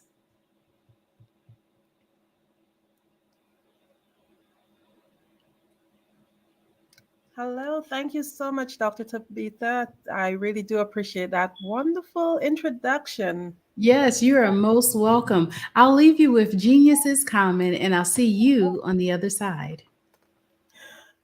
Thank you so much. I just want to send out sincere thank you to the Black Business Network. Thank you so much for having me here yet another month. Indeed, I am just so honored to be able to share some of my knowledge with you. Now, this afternoon, I just want to talk a little bit about self acceptance. And the reason why I chose to dive into that, in my journey, I am a certified ICF, mindset, communication, and relationship coach. And one of my major mantles is actually to be able to help, especially youths, to be able to improve the conversations that they have with themselves. Because in order for us to be able to run a successful business, in order for us to be able to run the business of life, meaning our own life, our own body, and the things that we do daily, in order for us to be successful in any forum or any part of our lives, we really and truly must have self love and self acceptance. Self acceptance is one of those topics that we don't speak about too often. It's something that it's very much so taboo because people do not get deep into it, really and truly reflecting and understanding if they've really accepted themselves, if they really love themselves unconditionally. And just let me expand on that a little. I would ask you, like, what are the questions that you ask yourself? What is the story of yourself that you have told yourself? Many times we're so overcome with many thoughts of doubt. We have over 50 to 60,000 thoughts per day, and most of them are garbage thoughts that are repeated and they just keep coming back. We may be successful, but even as we grow and we become successful and we've achieved certain dreams, what happened? Any true entrepreneur, any true person who is successful, what they want more. Because when you have been able to serve and you've been able to, or you were given that gift to be able to help others and go to another point of your life, what happens? Most times you are tasked with the job of doing more. When you're tasked with that job of doing more, it requires growth, it requires expansion. And even sometimes when we've reached what we think to the top of that ladder, what happens? We look back, we reflect before we move forward. And there are times, even in our days of success, that we battle with certain questions. Oh, why did I do this? Am I enough? Am I going to be able to do the things that I want to do? These are like self doubt that comes in. And then sometimes we do not learn the art of accepting ourselves and loving ourselves truly. So today, I'm going to dive in a little bit about with you about what is self acceptance. And I want to say that self acceptance, it actually requires you to have compassion for yourself. And compassion actually frees you and heals you and leads you to radical contentment. Our goal in life, really and truly, no matter who it is to be able to live a life of contentment. So today we're going to just touch a little bit on what is self acceptance and why is accepting ourselves such a challenging task. We're going to just go over 9 ways in which you can begin accepting yourself, and we're going to talk a little bit about self esteem, self confidence, and how we can use meditation as a tool for self acceptance. Now, when you think about having good emotional health, self esteem, self confidence, optimism, and mental toughness is likely what comes to mind. You might not consider the idea of self contentment and self acceptance, but isn't contentment what we are all really seeking? Just think about it. Contentment is the place where we do not need anything. We're completely satisfied as we are and as our life is. And think about how many things you do each day in an effort to really and truly reach your life to that place where you feel more content. You say or do things, some people do say or do things to impress others. And sometimes we make a conscious effort to overcome that stage of our lives. But these are certain things that are sometimes innately planted in our being. So we want to impress others. Sometimes we say or do things to avoid being criticized or ridiculed. You may work at a job that you don't like so that you can make money to buy things that you don't want to impress others. Sometimes we exercise and diet beyond what is reasonable just so that we can look a certain way. And why we do that sometimes? Sometimes we do that not just for ourselves, but sometimes we do it because we want to be accepted by society. We want to be accepted by others. The list is endless. However, we spend a lot of time of our day trying to feel content. Okay, so whatever it is that we're doing, we just try to get to that path of radical contentment. But no matter whatever is happening in your life, for you to really reach to that core and that point, you really have to get to a place of self acceptance. Now, I'm going to read a little quote by Brene Brown. It says, "The truth is, belonging starts with self acceptance. Your level of belonging, in fact, can never be greater than your level of self acceptance. Because believing that you are enough is what gives you the courage to be authentic, vulnerable, and imperfect." Yes, we are imperfectly perfect. So let's dive in a little bit into what is acceptance, self acceptance. So there are many ways to look at self acceptance. Some of them are more constructive than others, but it would be a mistake to think of self acceptance to be a blanket acceptance of our weakness or our bad habits or negative things that we do just to refrain from taking responsibility of improving. So, accepting yourself is not an excuse to not bring yourself to the greatest being that you are. Remember, you are limitless. You are limitless potential. So, we can never know our true potential. Self acceptance is not an excuse for laziness and complacency. You can still be content and still try to be improved, still try to be the best version of you. It also doesn't mean that you accept your fate and determine that nothing should be done to change your life. Self acceptance is a reckoning within yourself and it's acknowledgement of your shortcomings, character, strengths, habits, tendencies. It's about really facing the truth and accepting our reality, your reality. Once you know where you are, you can make reasonable plan to move forward. Self-acceptance is ultimately contentment because you're no longer fighting with yourself. It is said that you cannot be your number one fan and also your number one enemy because that would be self-defeating. I want you just reflect and think how often we try to we do stuff, we are successful at it. But maybe that success level that we have reached, it did not fit the the stick you was trying to get to. You wanted to get to a certain point, but it didn't reach there. So because of that, you're sometimes, hey, oh, I could have done this better, or I could have done that better.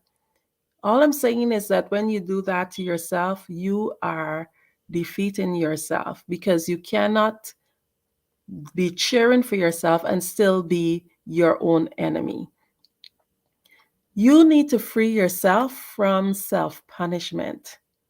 How many times have you punished yourself and you have succeeded so well? Like everyone is congratulating you, your projects and your goals are being met, you're doing life, you're making those goals, you're setting the goals, you're crunching the goals, and still you're punishing yourself because it didn't go exactly to that blueprint that you would have wanted to. When you release yourself from negative thoughts that you hold back and accept that you're setting yourself for a radical journey. And that journey is a journey towards peace, contentment, and happiness. But I can tell you, it's so much easier said than done. Even as a coach, a life coach, and coaching people, I myself, I have my battles that I fight with. And I'm sure that each and every one of you have your own battles, whether you're aware of it or not, that you do fight with. And in order to be a strong business person, you really and truly have to make that commitment of ensuring that you do that journey of working with yourself. Because in order to give the world or to make the world a better place, you have to give the world a better person, and it starts with you. That journey of reflection, that journey of self acceptance start with you. You hold that mantle to be able to ensure that your roots are deep. Then you can go out there and be the best version of yourself. So, we're going to go on to explain reasons why self acceptance is so challenging. But before I do that, let me just pull up another one of my quotes.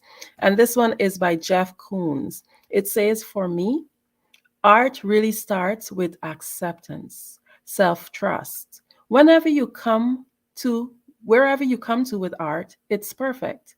You don't have to come with anything. What you bring to something is the art. That's where it's found. It's found within you. So remember that you are a work of art. You are you to the second power. You are limitless potential. But you have to work within you and understand how powerful you are. And that begins with self love and acceptance.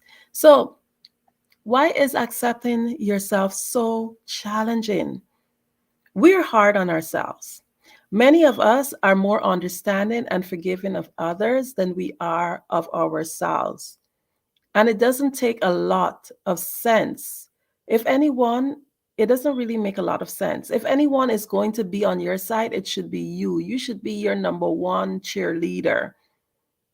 There are several common signs that you're being too hard on yourself. And here are some. You dwell on your mistakes. You compare yourself to others. You don't you don't think that your own ideas are fair. Sometimes you spend too much time thinking about past failures. And sometimes you can't take a compliment well. Sometimes you're being unrealistic. And these are just a few, but there are many other reasons why we there's so many other signs that shows us we're being too hard on ourselves. So just let's dive in a little bit more on some of them, like dwelling on your own mistakes. This accomplishes nothing positive. What it does is actually cause you to have negative thoughts, and it actually discourages you from being able to move forward and do what you want to do. This is one of the most common mistakes that people use. Like, we are human. You are human. I am human. And it is human to err. We do make mistakes. No matter how perfect we try to be, mistakes can happen intentionally, unintentionally. So that's why accidents are called accidents. That's why mistakes are called mistakes. Sometimes it happens.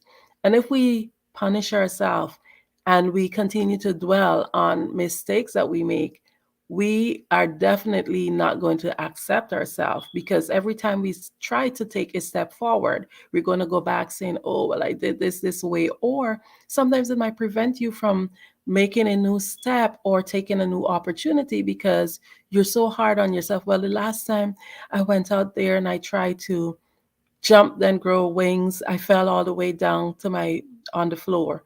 It doesn't mean that you don't jump again and grow wings, because it creates fear when you dwell on your past mistakes. It just boxes you in and stops you from being able to get new opportunities, or not get new opportunities, but take new opportunities.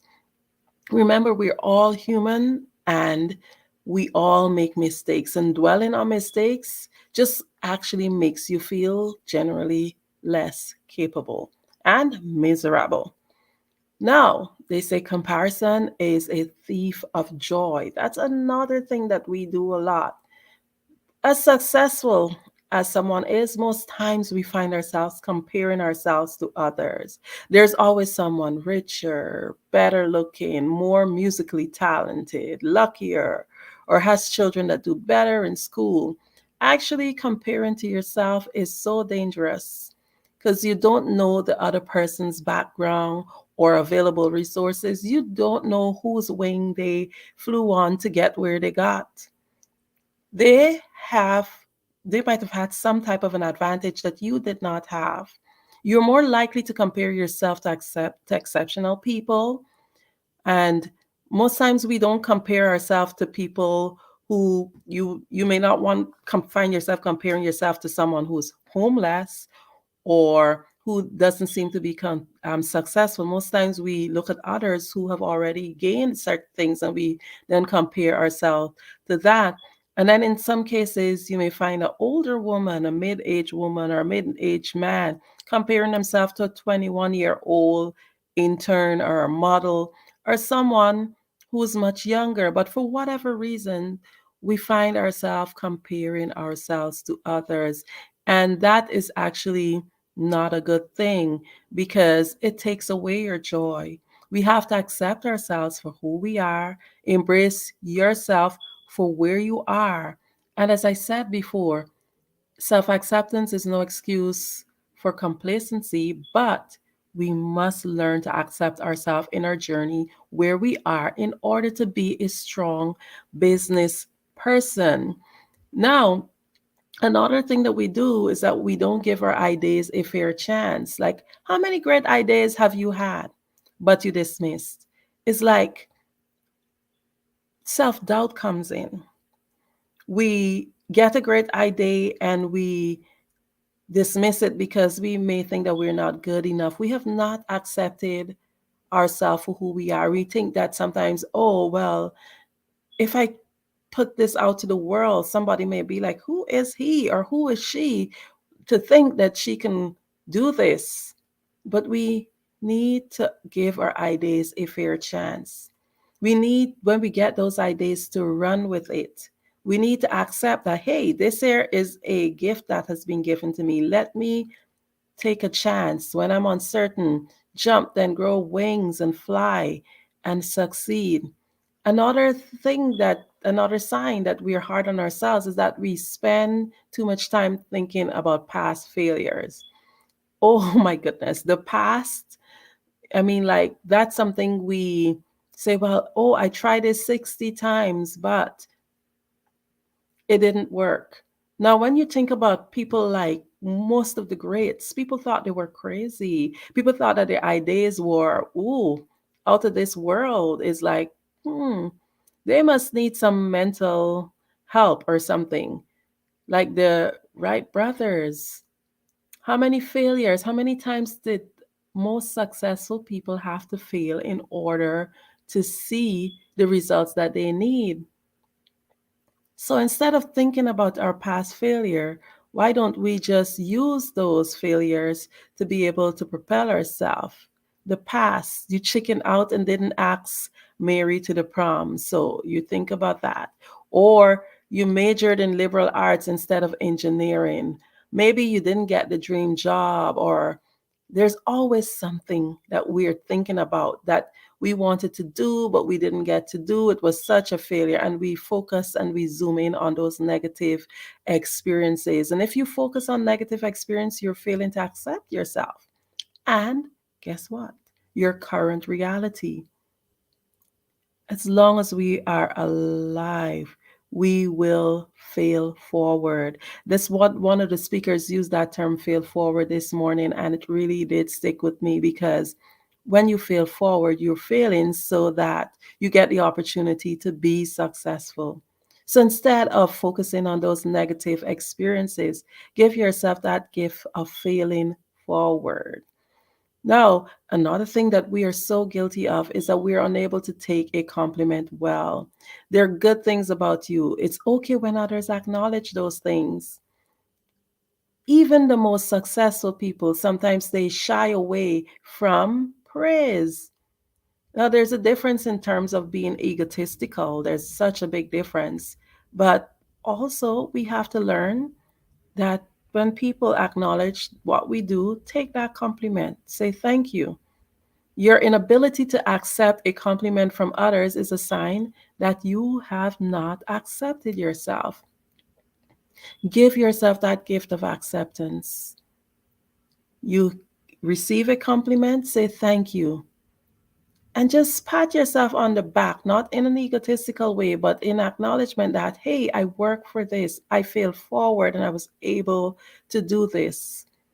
Now, one of the biggest things is being unrealistic. Like being unrealistic might be seen as being kind to yourself, but it really isn't.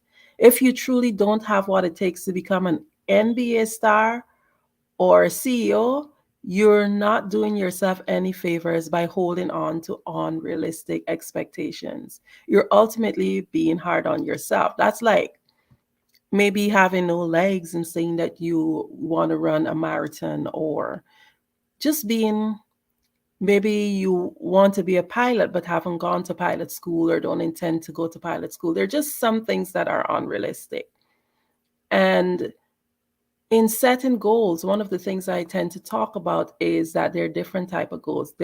When you're setting goals, goals must be realistic, but you should also set goals that are hard to achieve in order to give yourself that challenge. There's this line between it. And it's the same thing with self-acceptance. When you are trying to achieve stuff, sometimes you just need to be realistic in terms of what is it that you are trying to achieve. So this here is kind of like one of those thin lines where you want to be able to set goals at a certain point or a certain milestone, but you don't want to limit yourself because, of course, we are limitless potential. But still, there is a certain line of reality.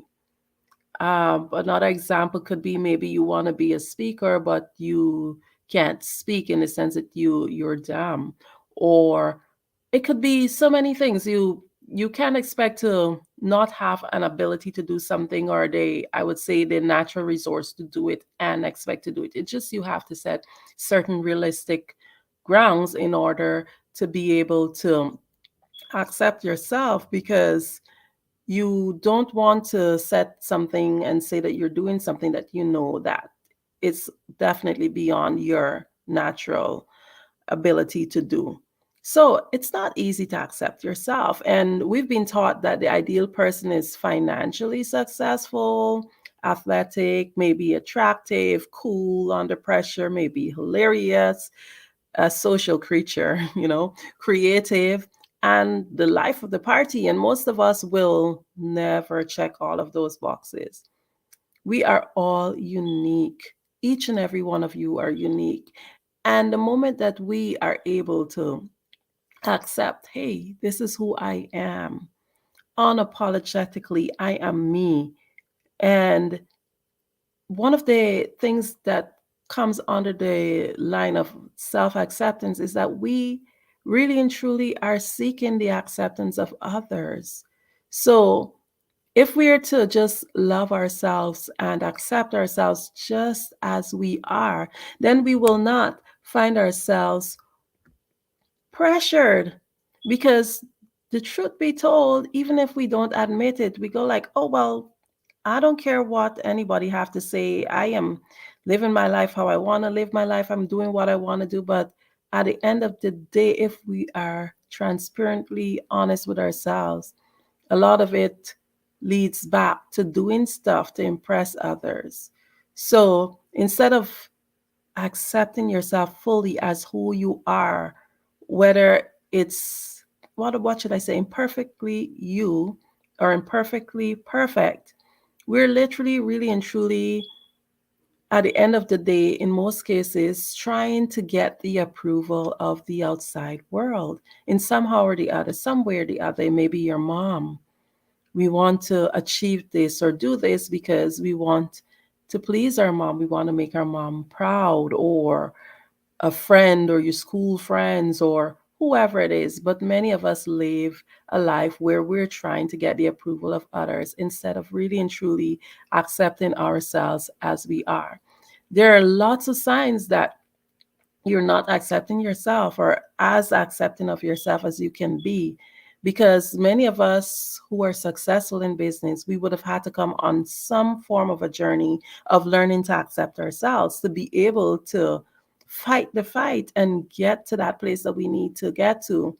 But even as we get there and we do that, there's still some things that we sometimes do need to work on and every now and then reflect.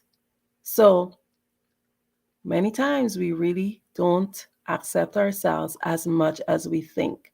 So before we go into the 9 ways to begin accepting ourselves, let me just share with you a little quote. It's by Paul Tournier, and it says, acceptance is one of one's life has nothing to do with resignation. It does not mean running away from the struggle.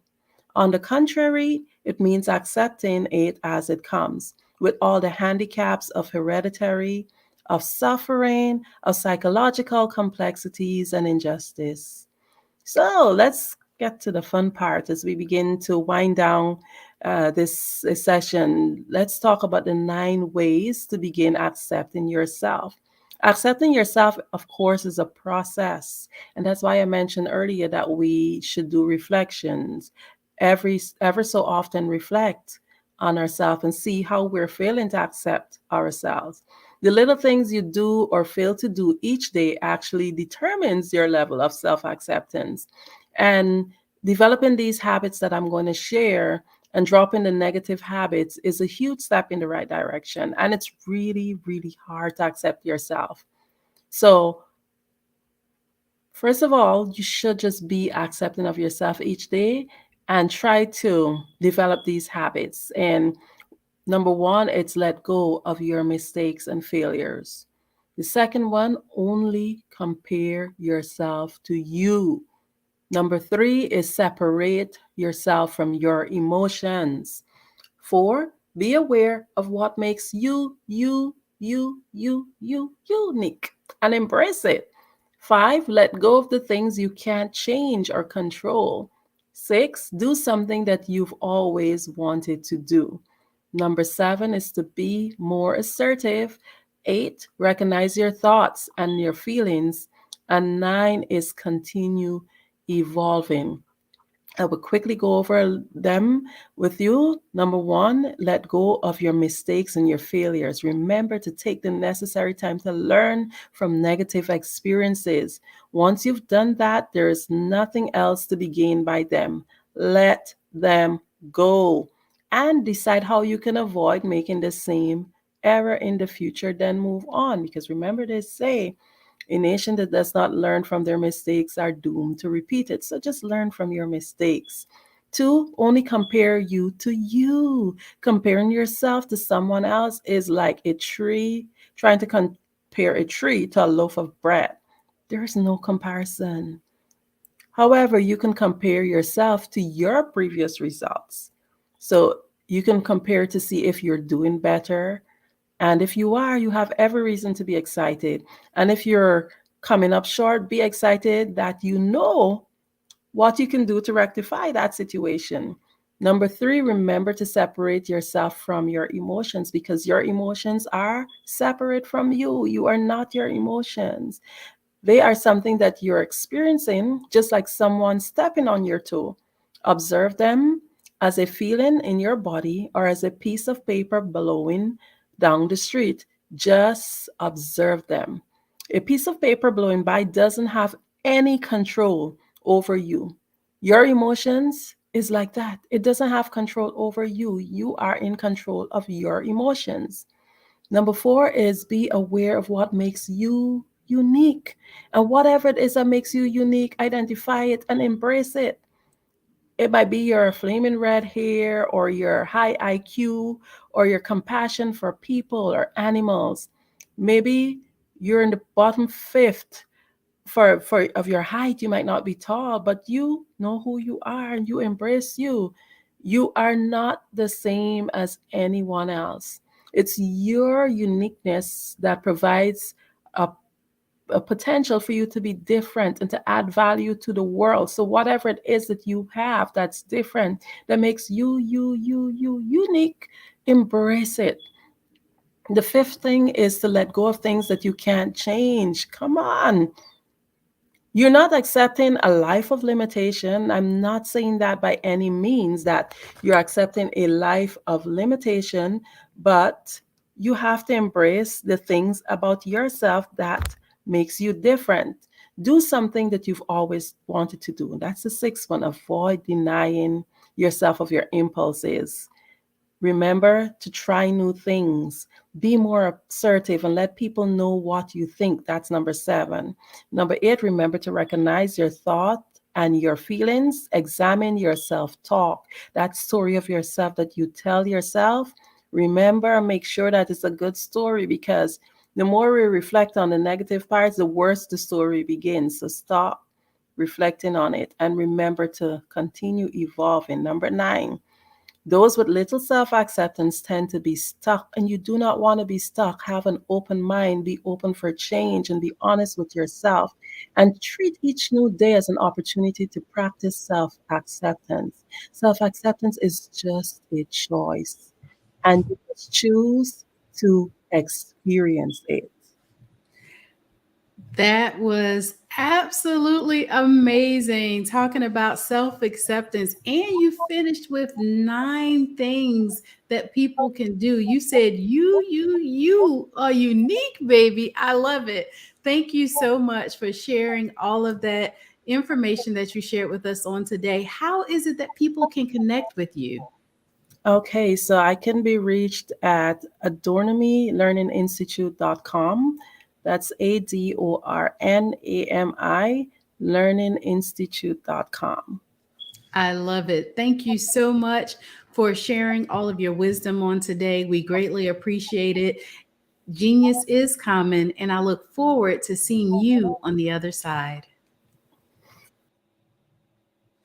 The Black Business Expo's mission is to raise funds for high school seniors going to college or K-12 entrepreneurs. This expo is a fundraiser for students. You may go to www.blackbusinessexpousa.com to donate to the scholarship fund, or use the Cash App that's on the screen below, and that's $BBXUSA. Our goal is to give laptops and up to $5,000 to 10 students. Students can register online at www.blackbusinessexpousa.com. Every dollar counts. So we want to remind you to donate to the scholarship fund. We want to thank our Black Business Expo USA sponsors for their generous donations, and that's NC100, Moody Capital Partners, Suede Soul, Lotus Rich Coaching and Training, Carolina, Virginia Minority Supplier Development Council, Step Management, Barbara H. Smith, LLC, Margie McLean Foundation, Incorporated, Genius is Common, Earth Essentials, Mullane Shania Global, Executive Women Success Institute, The Quality Coaching Company, Superwomen Business Services, Creative Force Studios, Lee Entertainment, Artistic App Design, Black Business Expo USA. Genius is common, and I'll see you on the other side. Did you know women represent just 3% of Fortune 500 CEOs and less than 15% of corporate executives at top companies worldwide? Have you wondered what the secrets are to getting into the top ranks, whether in the private or public sector? Do you want to figure out how to stop being held back in your career or passed over for promotion? Then you're in the right place. Hi, I'm Dr. Madeline Ann Lewis, President and CEO of the Executive Women's Success Institute. I have decades of experience in the military, the federal government, and corporate America, and my mission is to help women succeed and tap into their full potential. I want to reach 1 million plus women around the world to become the leaders they are meant to be. So if you want to move into a management or executive level position, or maybe you are a female veteran transitioning out of the military into business entrepreneurship, then reach out to the Executive Women's Success Institute at 301-693-3284. Let us get you on the fast track to success.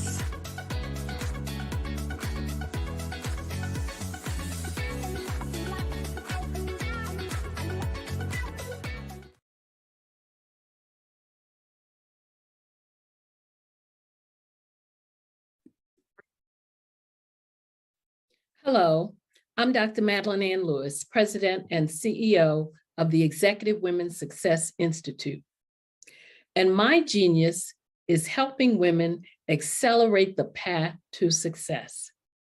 You know, I was blessed to have strong women in my life who encouraged, motivated, and pushed me to do my best and to never even think about giving up on my dreams. So I say to women, we must show up to rise up. We have talents and potential, but who will see them if we don't speak up and get noticed? I know that women are a tremendous resource on this planet, and there is nothing more fulfilling than helping a woman tap into her full potential. I do this because I want to be a part of helping as many women as I can to show up, to rise up. I do this because genius is common. Artist to me is a creative expression of something from nothing. You know, it explodes onto the canvas, or it explodes on in my work. One of the things that I try to do more than anything is I try to just give the lines and the movements and emotions and expressions into to what I do. Art really means to me a chance to express how I feel deep down inside. Most of my art begins as a thought that I might have, you know, whether it's sports, whether it's history, whether it's a woman or a man. It pretty much starts as an idea of thought before I get into the actual image of what I'm going to draw. I do a lot of historical pieces. I was a history minor in college, and I love to do history pieces. And a lot of times I'm thinking about history, and then I try to make that history impact you as you look at it. That's one of the reasons that I do pictures so large. People ask me, why do I do the pictures so big? And I tell them, I want the piece to impact them as they're looking at it, to kind of dominate them, dominate their space. And most of my pieces I try to do off page. I don't try to do anything that's going to be in those four corners or in a square. And I want your imagination to be a part of the piece that you're looking at.